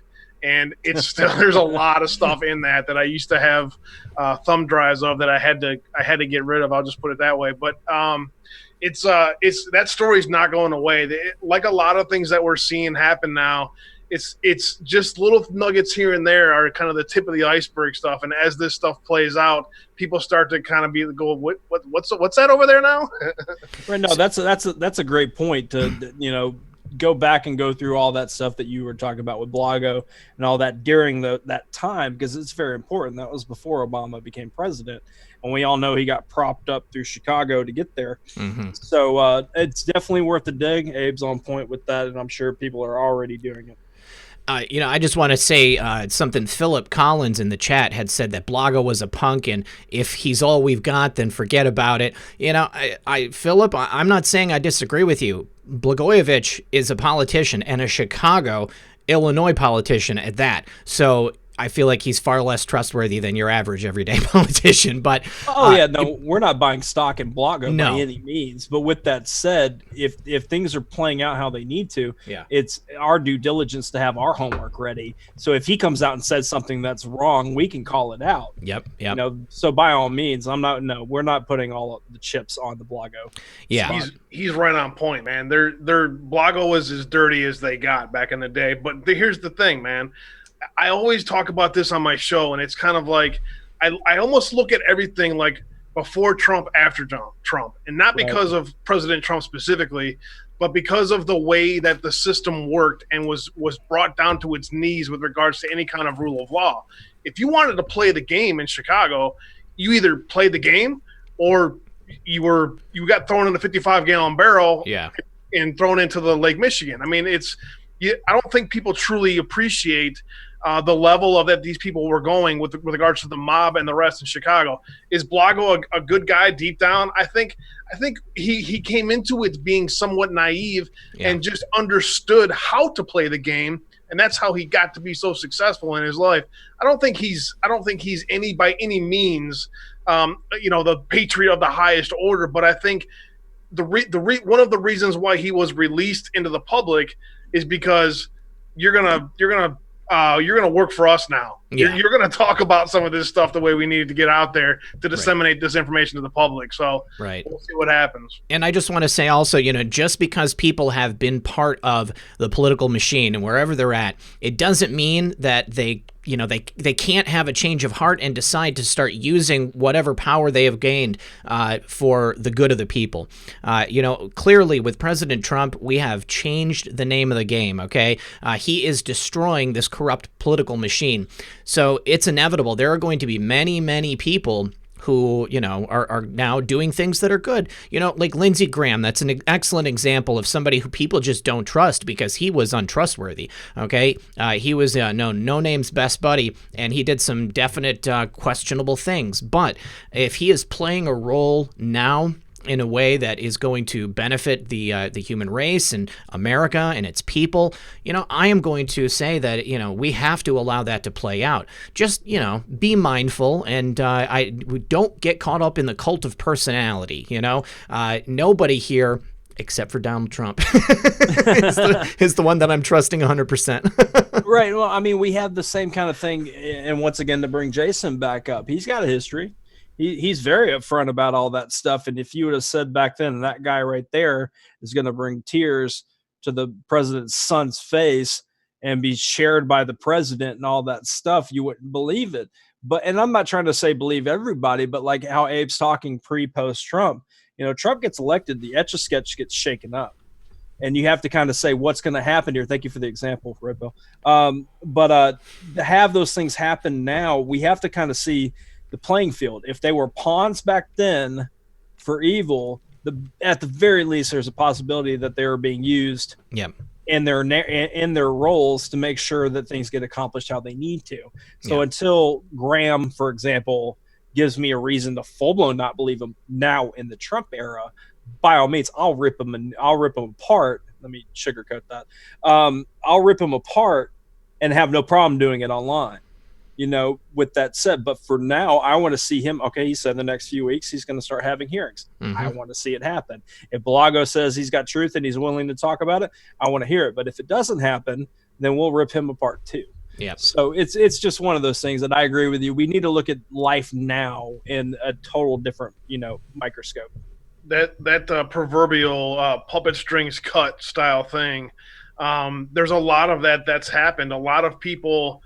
I'm not going to name names as far as people that are inside the Trump administration, but for a fact that there are people that have had their puppet strings cut in order for them to become who they really wanted to be when they wanted to serve from the beginning. I think a lot of people go to DC somewhat naively, expecting that they're going to change the world, expecting that they're going to be the voice for their constituents, and when they get there, they realize that no, you're gonna play the game the way they want you to play it, whether you like it or not. And that whole dynamic is being thrown up and being the proverbial bull in the china shop, and that's going to continue to play out as that battle is going to continue to play out as time goes by. Absolutely. I was one of those people, Abe. I wanted to get involved in politics locally because I thought that, it can't be as corrupt here as it is in Washington, and I can have a positive effect. But I was wrong. It's just as corrupt on a local level, if not more corrupt, because you've just got less oversight. You've got fewer people that are, holding the reins of power and are making those deals to push people ahead that are going to vote the way that they want them to, or enact their agendas. Indeed. And it's, we've seen as I was told I wanted to become a libertarian candidate, in one way or another. I was going to run very soon here, and I may still do it in some way in the near future, but not the way I wanted to. But I had been told by people that I trusted, you don't want to come to DC. Trust me, you do not want to be here, especially during this time. And that says a lot, right, about where we're at as a society right now and where our politics are. When people like myself who really just want to continue to serve in some way are being told, no, you don't want to come here. Mm-hmm. Yep, I can agree with that. You got some super chats, man, before we move on? Yes. I need to say thank you to Gloria Paddock. She said, bless you, Methods and RP. You have such a good heart. Thank you, Gloria. Chris Hawkins says, we need to talk about how we found God, how he found me. That would be the most powerful part of this movement by far. I think you're right. I think there's a story out there for everyone. Joseph Atencio says, I don't like the word religion. It's man's building a bridge to God. God provided that bridge when Jesus died on the cross for our sins. Excellent way to put it. I like it. Yeah, Social Observer says, Adam Weishaupt started the Illuminati in 1776. America was born, and the Illuminati infiltrated the Freemasons at the same time. Coincidence? I think that we've learned that there are no such things as coincidences. I've said it many times on this program. The people that we are working to unseat, they have centuries of planning and time that they've spent putting these things together. So this is, one of the reasons why I'm just so dumbfounded and blessed, I feel, for President Trump, because he has done an incredible amount to usurp all of that in the short time that he's been here. Less than a full term, and just look how far we've come, you guys. And it's still happening. The best is yet to come. It's not just a platitude. I mean, it just keeps getting better. I love it. I love it too. And we were having a discussion earlier about with Daddy Dragon, who I see out there. Much love to my compadre, about the rape squads going around Europe and England, and Tommy Robinson's story about how they tried to silence him with regards to bringing attention to that. And the one thing that I wanted to make sure I said, and I think that's important to understand, and I think that we haven't covered it enough as Christians, and that is how the Muslim religion has been turned, just like how Christianity and the rest have been manipulated in order to control people. There's no doubt that what happened in the early AD, when most of the original historical texts of religious texts were basically destroyed, churches were burned, all of the original documents, that the way this all was a foundation of humanity back then has all been destroyed. In 1978, the CIA installed the Ayatollah, installed the mullahs. Why do you think they did that? Why do you think that Obama administration, with the help of globalists, helped create ISIS, and now those ISIS people are coming back into Europe and causing these problems? This is all about a much more sinister, bigger plan. And I think it's frustrating for me, because as a Christian, I want to believe anybody has a good heart. And I think of the 6 billion Muslims out there, I want to say a large majority of them are peaceful at heart. And it is that small group that gets highlighted in the media with the terrorist attacks and the rest that turn us into, that pit us against each other. That bigger picture, I think, should be told more often. I have to agree with you there. Shoot, I had something that I was going to pull up here, and it's gone. I don't know what happened to it. You were talking about the infiltration into Europe. It's interesting when you look and you see a country like Poland, who has had, zero. This was something that I believe it was Carpe Donktum put out. They've had 0 attacks. They've had 0 people, cause death and destruction. And it's because they have carefully monitored and not allowed these plans to be put into place. They were on top of it from the very start. It doesn't take much to look at it and see, there is an agenda at play, and the countries in which that agenda has been enacted, that's where you've got problems, because, they are specifically creating these groups of people and putting them in. This ties excellently back into Phil Haney. See something, say nothing, because he identified this stuff. He was, I believe he was self-taught on this stuff. He had an education in, I can't remember what it was, but it wasn't counterterrorism. It wasn't identifying people that were a risk or a danger. But he was able to identify that stuff and then put it into play. And very, very big part of the reason why he's no longer here. It's I've been wanting to spend. We could all probably spend as much time as we need to on really digging deeper in what he knows, but. The truth about the Department of Homeland Security and what they were doing under the Obama administration, that's another tip of the iceberg story. How they were manipulating votes, how they were helping to manipulate weapons and drugs trafficking throughout the borders and stuff. A lot of us have know a lot about this stuff, and that information is out there in the hands of the right people. So if they think they're going to stop what's coming with regards to the Department of Homeland Security and the way that they were corrupted under the Obama administration, they got another thing coming. People like me had good information too that were shared with the right people. So I got news for them. You're not going to stop the information flow by taking out one man like that, who basically gave his life to try to get the information out there. And it's going to be interesting to watch how that plays out. Abe, there's another whistleblower situation that I wanted to discuss with you. Because this is the tweet thread that I threw into the chat earlier. But it's from a new account, well-informed whistleblower. Now, this person is not publicly identified on their account here. I'm pretty certain that I know who it is, and I know that we discussed who that is. But there has been a series of whistleblowers that came forward with information related to some people that were directly connected to what Phil Haney was trying to uncover. And this is the Arizona Mafia. Okay.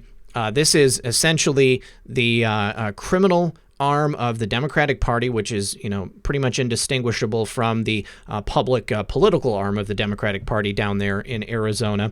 But they've been working with the cartels. There is a political party in Mexico called the PRI.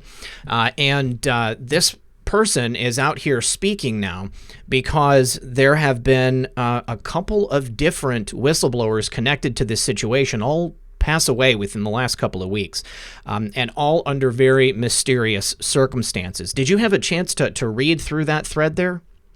I did not get time to really dig through that, but I remember doing the dig on this when I was researching Craig Sawyer and researching other people with regards to what was happening in Arizona, and the research that I found, and tell me if this leads down the same path, was the infiltration of cartels into the southeast of the United States was well underway. They had installed mayors, they had installed judges, mm-hmm. they had infiltrated every part of the southeastern United States in the guise of expanding the Mexican state, basically the Mexican country. They were going to put it back to old borders, and this all, I do believe, is what ties together with regards to John McCain, the McCain Foundation, child trafficking, the Craig Sawyer stuff that we found out there in the desert, the other organizations that were working out in the desert to try to get this stuff exposed. This all ties together, I gotta believe. Mm-hmm. Yeah, I think it definitely does. There's the more that we dig into these things, the more obvious it becomes to me that it's all just part of the exact same web. It is exactly the same thing. It's just that each of these people have their own unique spoke on this wheel, but we have to continue to shine light on this. I would love to do a program where we can, look into some of this stuff. I think one of the things that's held me back is I don't speak Spanish, and there is a lot of coverage on this stuff, which is specifically in Spanish.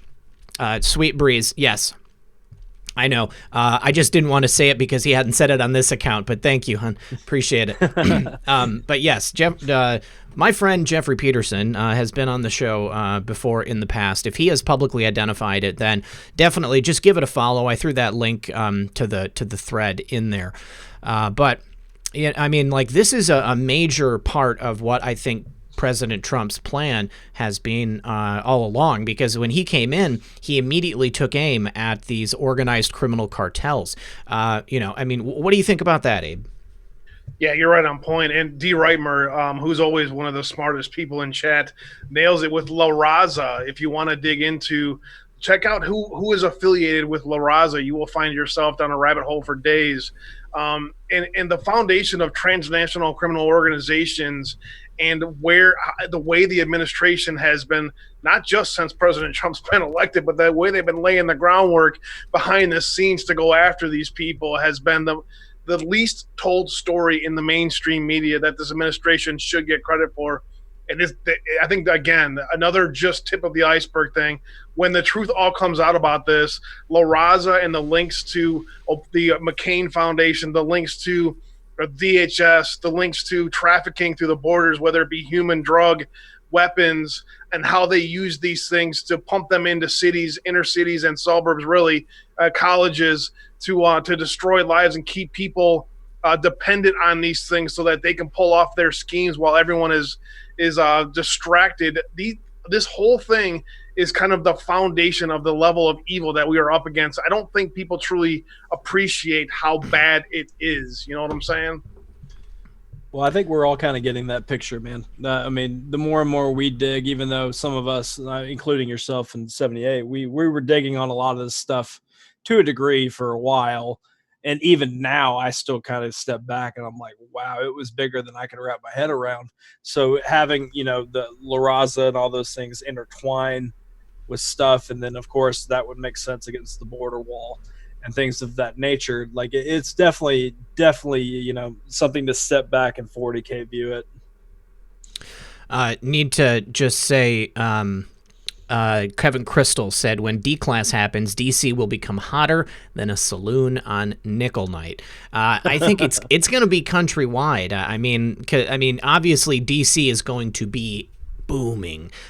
But I mean, I think that, the point of this conversation is showing that it goes all the way across the country. I mean, north to south, east to west. I don't think there is any place in this country that has been untouched by corruption. And Scooter, don't even worry about it, brother. If any of my mods can find a copy of that link of Saul Memes and Carpe Donktum on Waters World last night, I would appreciate if you guys would drop it into the chat, because I have been unable to locate it.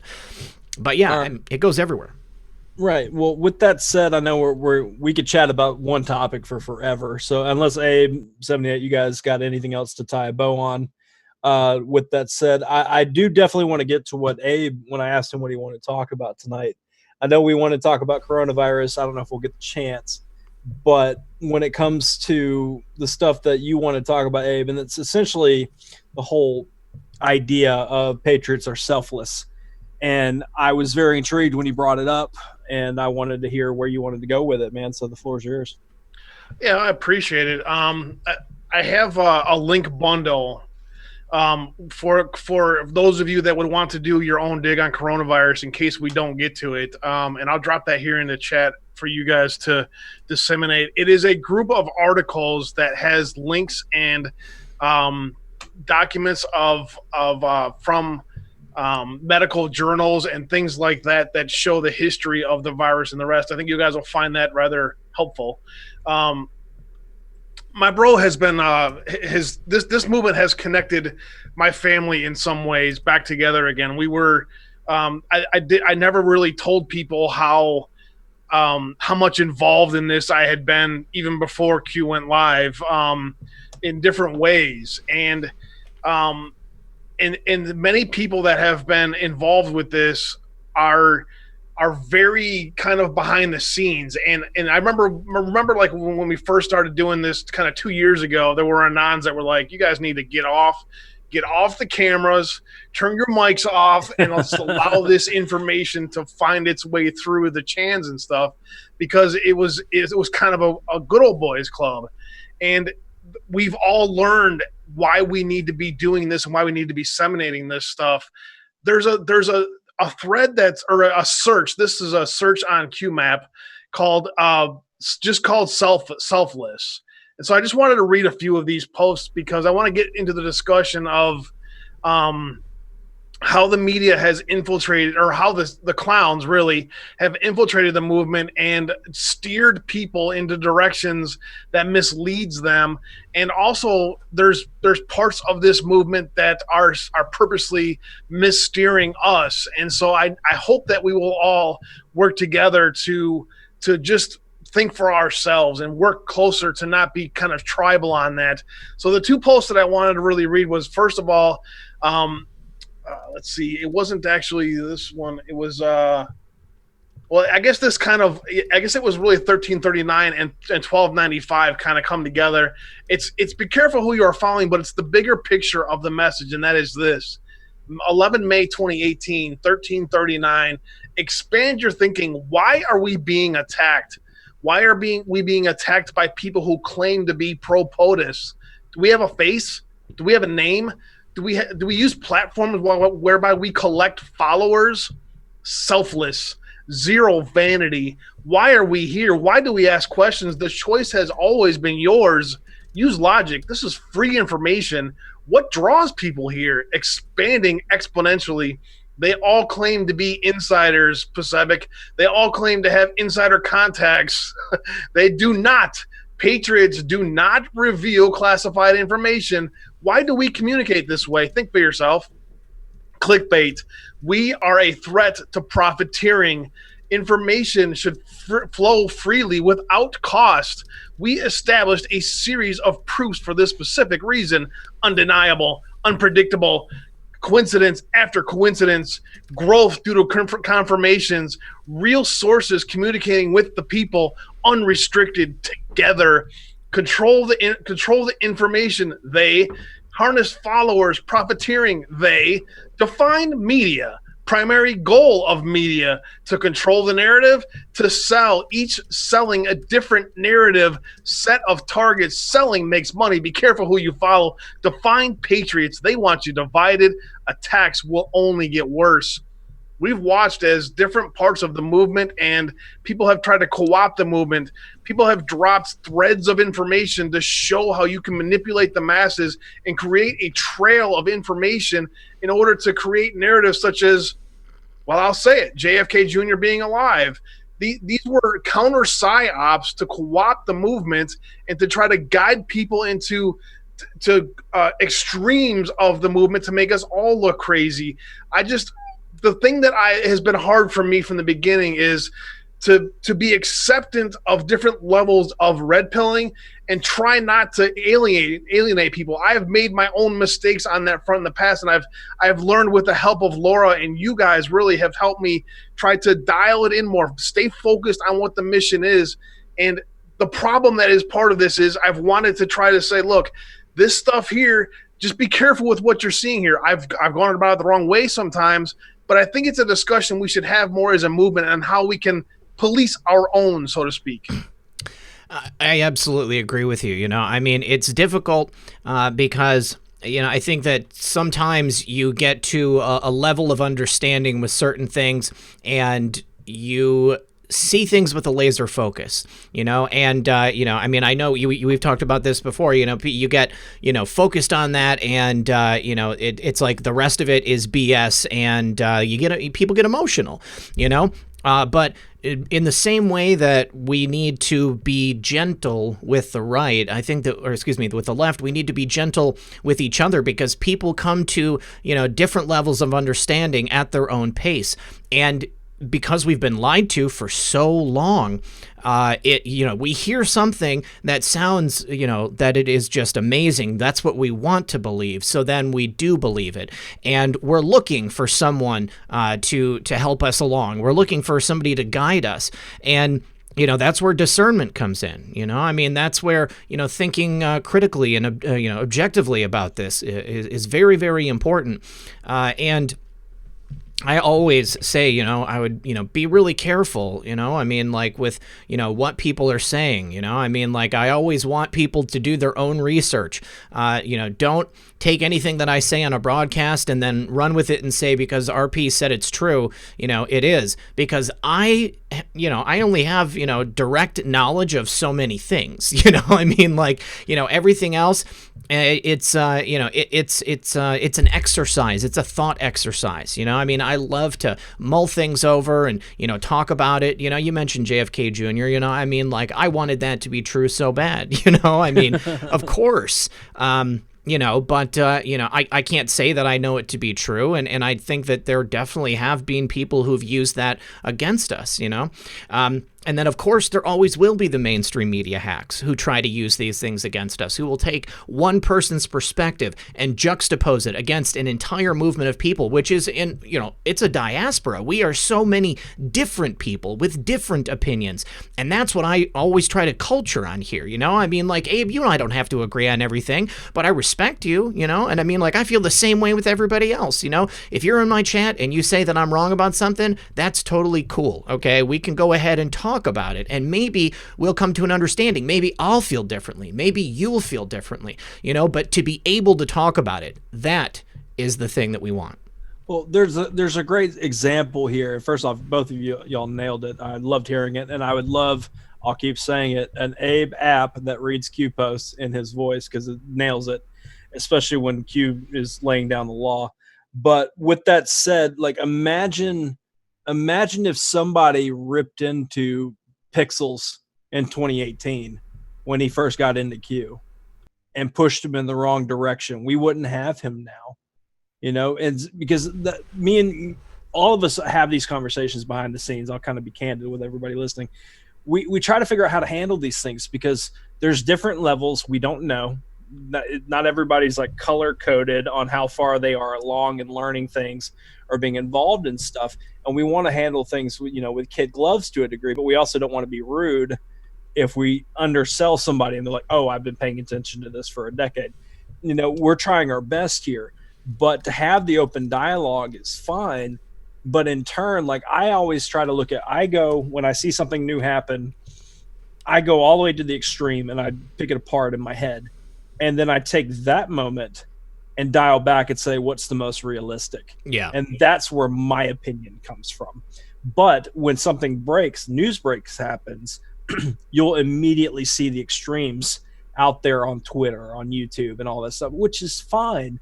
But running with these things, that's why me, Abe78, have to like really pick and choose kind of how we go about things, like pick our words, because we're not trying to push people in the wrong direction. That's why we develop, our opinion. Like, I still don't have an opinion on coronavirus. And we've been talking about this for weeks now, because I don't want to steer people in the wrong direction. I'd watching did Epstein really kill himself or not? Did the military pick him up? Is he in Israel right now hanging out?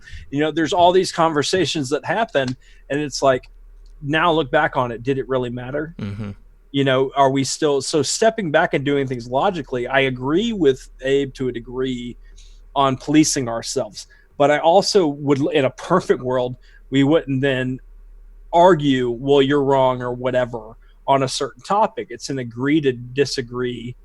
That's why we have these conversations on Comfy Sunday, is to not necessarily step on each other's toes and push each other away, but have these debates and conversations.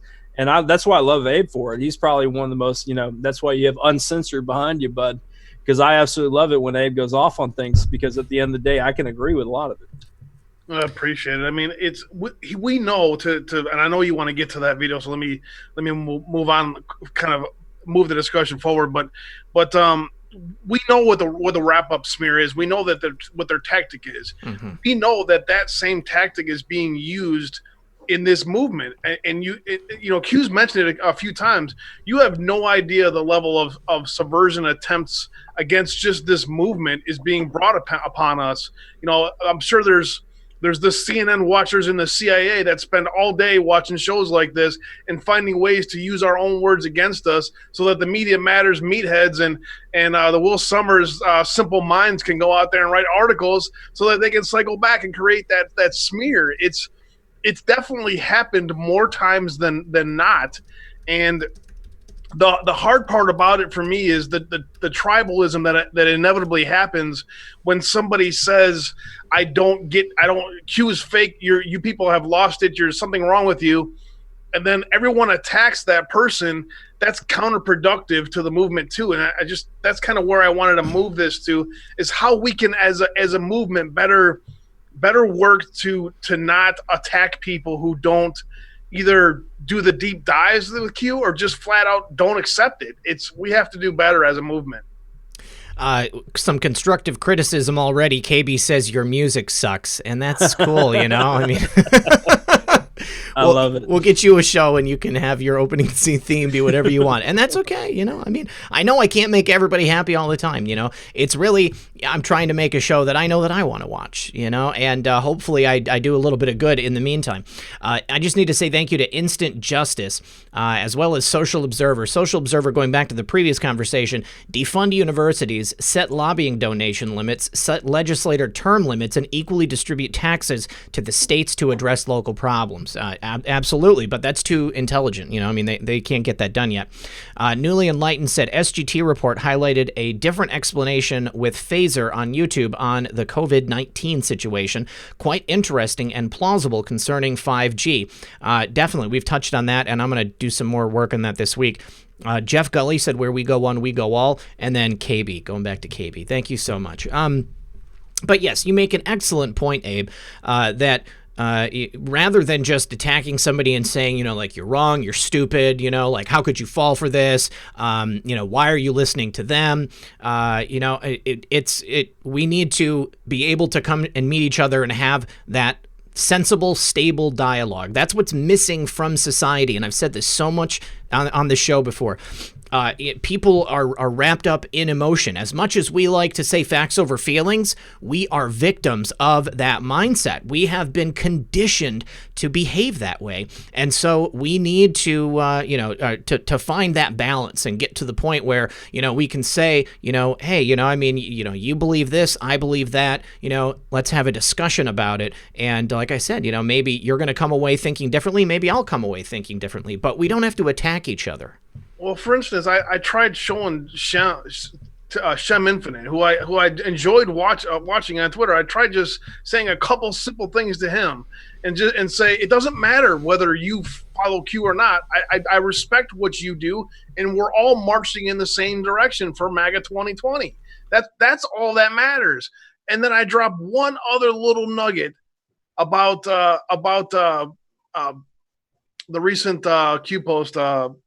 I forgot his name, Cash Patel or whatever. What's his name again? Yeah, Cash Patel. Yeah, Cash Patel. And he's like, well, it's in the article. Well, that's not the point, but he blocks me instantly, and then that's it. You can't have the discussion anymore. And so, but the problem is that then the whole Q movement like pounces. And that's counterproductive to what we need to get done as a bigger movement. And I don't know how we can fix that, but that's definitely been a flaw in our movement that we should probably talk more about and how we can fix that with all of us, myself included. Well, I mean, it's also a symptom of Twitter. I mean, people have kind of, had that anonymity, and we see it's not just Twitter, but I mean, you see it online. People have that anonymous, wall that they put up, and people say things that they wouldn't say in real life. And I mean, like, I try to be the same person online as I am here on the show, as I am outside, with my family and with my friends. But I know that not everybody thinks that same way. I mean, like, some people, they use that as an outlet.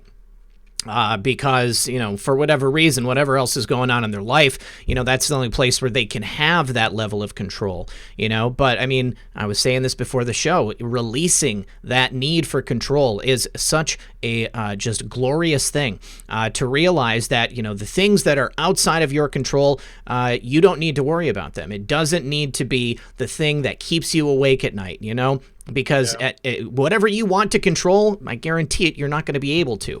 Okay, other people are other people, and they're going to do what they want to do. In my mind, it's a far better world where we can, live along side by side, speak to each other, have a civil conversation, rather than attacking each other and walking away and feeling bruised or that you've been slighted. Chat's been all over it. They're kind of harping on how social media encourages tribalism and is purposely trying to pit us against each other. That's really a great point out there in chat. Appreciate that comment. Right. Yeah. I mean, and especially on Twitter, because I mean, we're all there because POTUS is there.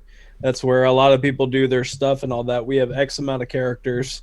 Likes and retweets can be an argument, especially when they get slanted. And there's more comments than even likes. I mean, there's the argument across the board. So I agree with y'all. It's a work in progress. And I'll always remind y'all, we're in our infancy as a movement Mm-hmm. of changing things, and we'll figure out. And all we can really try to do, as far as like us three here and all the other great people that we all follow, is try to lead by example the best we can. You know, but in turn, everybody is equal in all that. We wouldn't be a movement if not everybody listening here and everybody on different platforms weren't doing what they were doing. The onslaught that we are as a movement, the enigma that we are, it's all important. The likes, the retweets, the memes, the breakdowns, the decodes, the, you know, even the funny jokes when we trash talk on Democrat, you know, senators and whatnot. Like, it all has its place. And as that enigma is why we can get through all this stuff. But I do agree with y'all. Like, there is a way that could be calmer, comfier, not to play on words, like, to do these things. And, you know, we hope for it, but we also understand it. Mm-hmm. So we're going to do the best we can with it. Yeah. You know, all the way through. You know, SoCal Girl 201 said that she's not part of a movement. She just researches. You know, I see the Q movement, okay, this Great Awakening, as part of something larger. You know, the truth movement existed prior to Q coming on the scene, prior to, you know, President Trump Make America Great Again. You know, I mean, when we categorize things, it's an easy way to, you know, box it up and compartmentalize it in our heads. You know, it helps me in order to identify things and know where to put them. So, you know, even if you don't feel like you're part of it, I would say that, you know, if you are out there researching, you're searching for the truth, you know, you're part of something greater. Well, yeah, when I say the movement, I'm referring to everything changing. Mm-hmm. The post, like Abe said, post-Trump. You know, this movement that's occurred, that's happened. We'll call it whatever you want. That's fine with us. But we've seen a shift that wasn't there a few years ago. Mm-hmm. So that's all I'm referring to. Yeah. Yeah. Somebody in the chat, Abe, wanted to get your feelings on Julian Assange. I mean, anything new there that you want to, you know, report on, or your feelings about what's happening there? Well, I talked a little bit about this past week, and those of you guys that aren't aware, I do a show every day, just an hour show, 5 to 6 Eastern, and I'm frustrated, man, because I was part of the larger Discord, the Free Assange kind of Discord, and Assange's mom and many people around Julian that are close to him are being controlled. They're being manipulated. They're being handled, and so it's very frustrating for me because they don't realize that they're being handled. Julian Assange's mom does not realize she's being handled and being pushed into a direction. For instance, they want to they're pushing kind of the people who want the best for Assange to not be extradited. They're pushing this fear narrative around Assange that he's going to come here and be publicly hung or something. And it's frustrating because we know that if Assange were to come here and were to bring and or testify and or have documentation, a dead man switch of information with regards to Seth Rich, with regards to the DNC, with regards to the information that was dropped on WikiLeaks and some of it that was covered up in the past, that it would be the best thing for him and the best thing for the world going forward. Mm-hmm. So I guess to shorten it a little bit, that kind of is where I'm at with it. I'm frustrated because there are people that are close to Julian that are being handled, and I use that word very specifically. There are handlers around them that are misrepresenting what is best for his interests. Replayability said, "What if Q was one of us, just a slob like one of us?" One of us. I love it. Oh man, oh, you guys are great. I need to say thank you to Cynthia Pappas. She says, I watch all,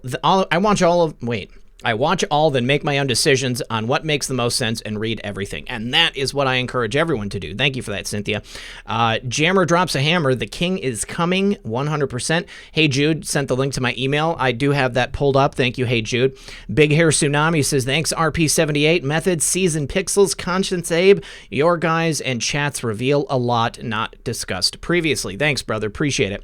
And Kimberly Bogan, one half of Team Bogan in the house. We got to see our amazing President Trump in Colorado Springs. What a great experience. God bless America, and God bless President Trump. Awesome. Thank you for that, Kim. Appreciate it. What do you guys think? You want to watch a little lighthearted fare real quick? We'll check out the video. Now, does this have a copywritten song in it? Anybody? I'm not sure. I don't think so, but it may be at the very beginning. So all right. So may want to mute it at first. Yeah, we'll go ahead and go, and here we are.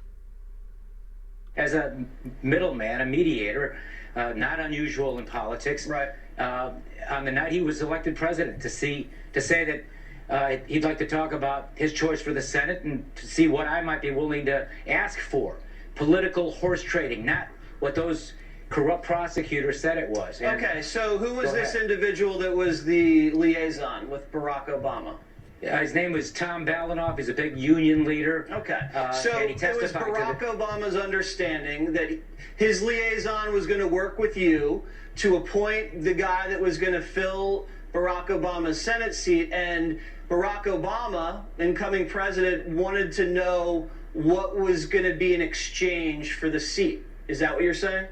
Yeah, he was basically, asking whether the emissary represented that President-elect Obama was interested in a candidate for the Senate, and he asked, what would you be interested in, those kinds of things, and we began a discussion over the telephone on what we might or might not ask for as part of a horse deal. Right. Routine politics, not anything corrupt or illegal, like they tried to like they've said it was, and how it isn't at all the truth. When you were saying money was involved in the exchange for the Senate seat that Barack Obama was aware of, was that a campaign contribution directed at you, or where was this money coming from and where was it going to go? Well, I never ever said anything like that. I never said that there was money in exchange for the Senate seat. We talked about cabinet positions. We talked about, frankly, money, federal money for the state of Illinois to address some of the issues we have in our state. We talked about ambassadorships. I joked about Macedonia. All right, guys, I'm going to stop that there because obviously that was the wrong clip. I was waiting for it to segue into the meme. Do you have any particular thoughts about Blagojevich and where that's going, Abe, since we're there? That right where you stopped it, the quid pro quo right there of trying to get federal dollars into Illinois.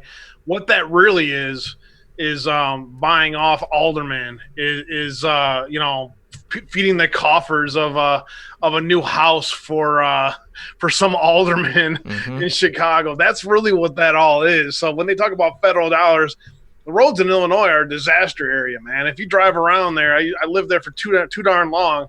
That money ends up in the pockets of someone with a new boat or a new house or a new car, man. So that's what they're talking about there. All right. I do believe that I have the correct link now. Let me just verify that. Okay. Yes. Well, this is a 5-minute clip, so let me just jump to that.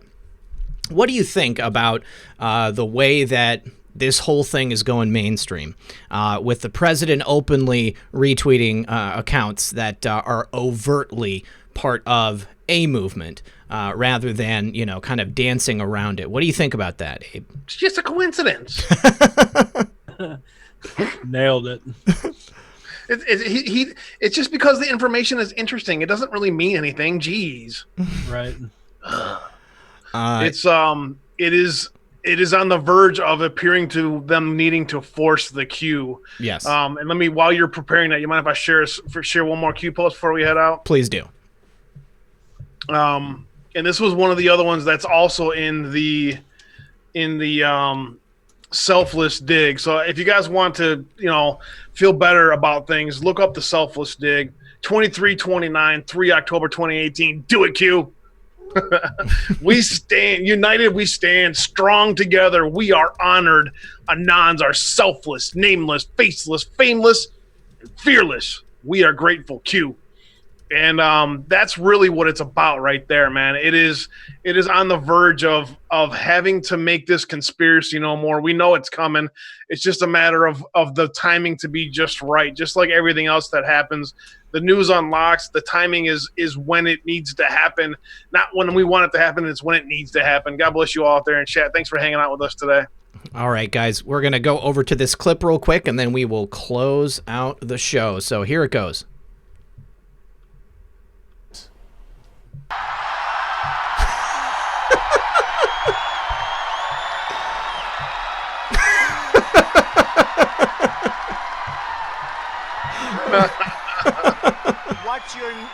What's your name? Name.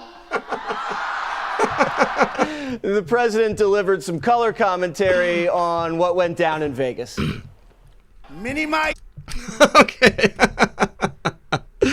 Oh, guys. Abe, I just want to say thank you so much for being here, and thanks for being somebody who has a voice, okay? Because I think that the world is much richer with people like you in it. So, again, man, I love your work.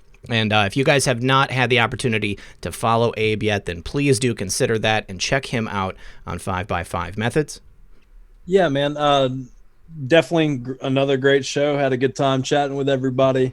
I have a lot of fun doing this, and Abe and Pixels just made sense. We talked about it early on, bringing them on to have a conversation. And Abe, we love you.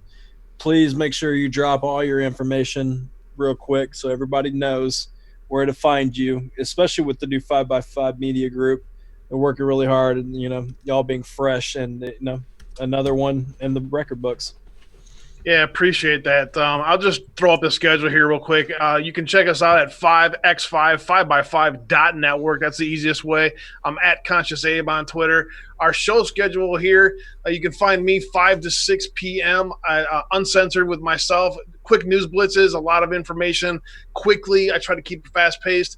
Our Wednesday show schedule is basically 2 to 9 p.m. with Cross Country, Patriot Reload with Gary, Soko, and Chano in the morning. Daddy Dragon, who you saw out there, dropping some knowledge from across the pond. 412 and Pixels at 6 to 7, and then Moab dropping some great information after my show, 7 to p.m. I'm on two time slots. I usually do the 7 p.m. slot is going to be mostly an interview slot. This week I have National Tea Party Director Michael Johns joining me at the 7 p.m. slot. I'm really looking forward to that. So come hang out with us over at 5x5. We appreciate you all. Guys, thank you for spending the time with me today. I really appreciate you guys trying to do what you can to highlight people who are just trying to do the right thing. God bless you all. Thanks for spending time with me today. Much love, brother. Yeah, totally, dude. Love you. Thank you for being here, and thanks for being part of our vision. All right, guys. Thank you to the audience. Thank you to all of our mods. Thank you to each and every one of you. I appreciate you more than you could possibly know. If it wasn't for you guys helping out, getting the word out, liking, sharing, being a subscriber, then we wouldn't be able to have this platform. I love each and every one of you. I love the fact that I feel that I'm a part of a movement and that we are working to make the world a better place. So, as always, we'll see you next time on Comfy Sunday. And I do just want to say real quick, don't forget, guys, we have a contest. When we hit 200,000 subscribers, we're almost at 195. We're going to be giving away a couple of gift cards here on the platform. I had announced it at 100. But I'm going to go ahead and give away two $200 gift cards to someone who comments or likes or shares one of my videos. You have to comment, like, and share so we get the word out, get the most number of views, get the most likes, and that's how I'm going to choose the 2 videos. So 5,000 more subs to go, and 2 of you are going to win. I love you guys, and good luck and God bless.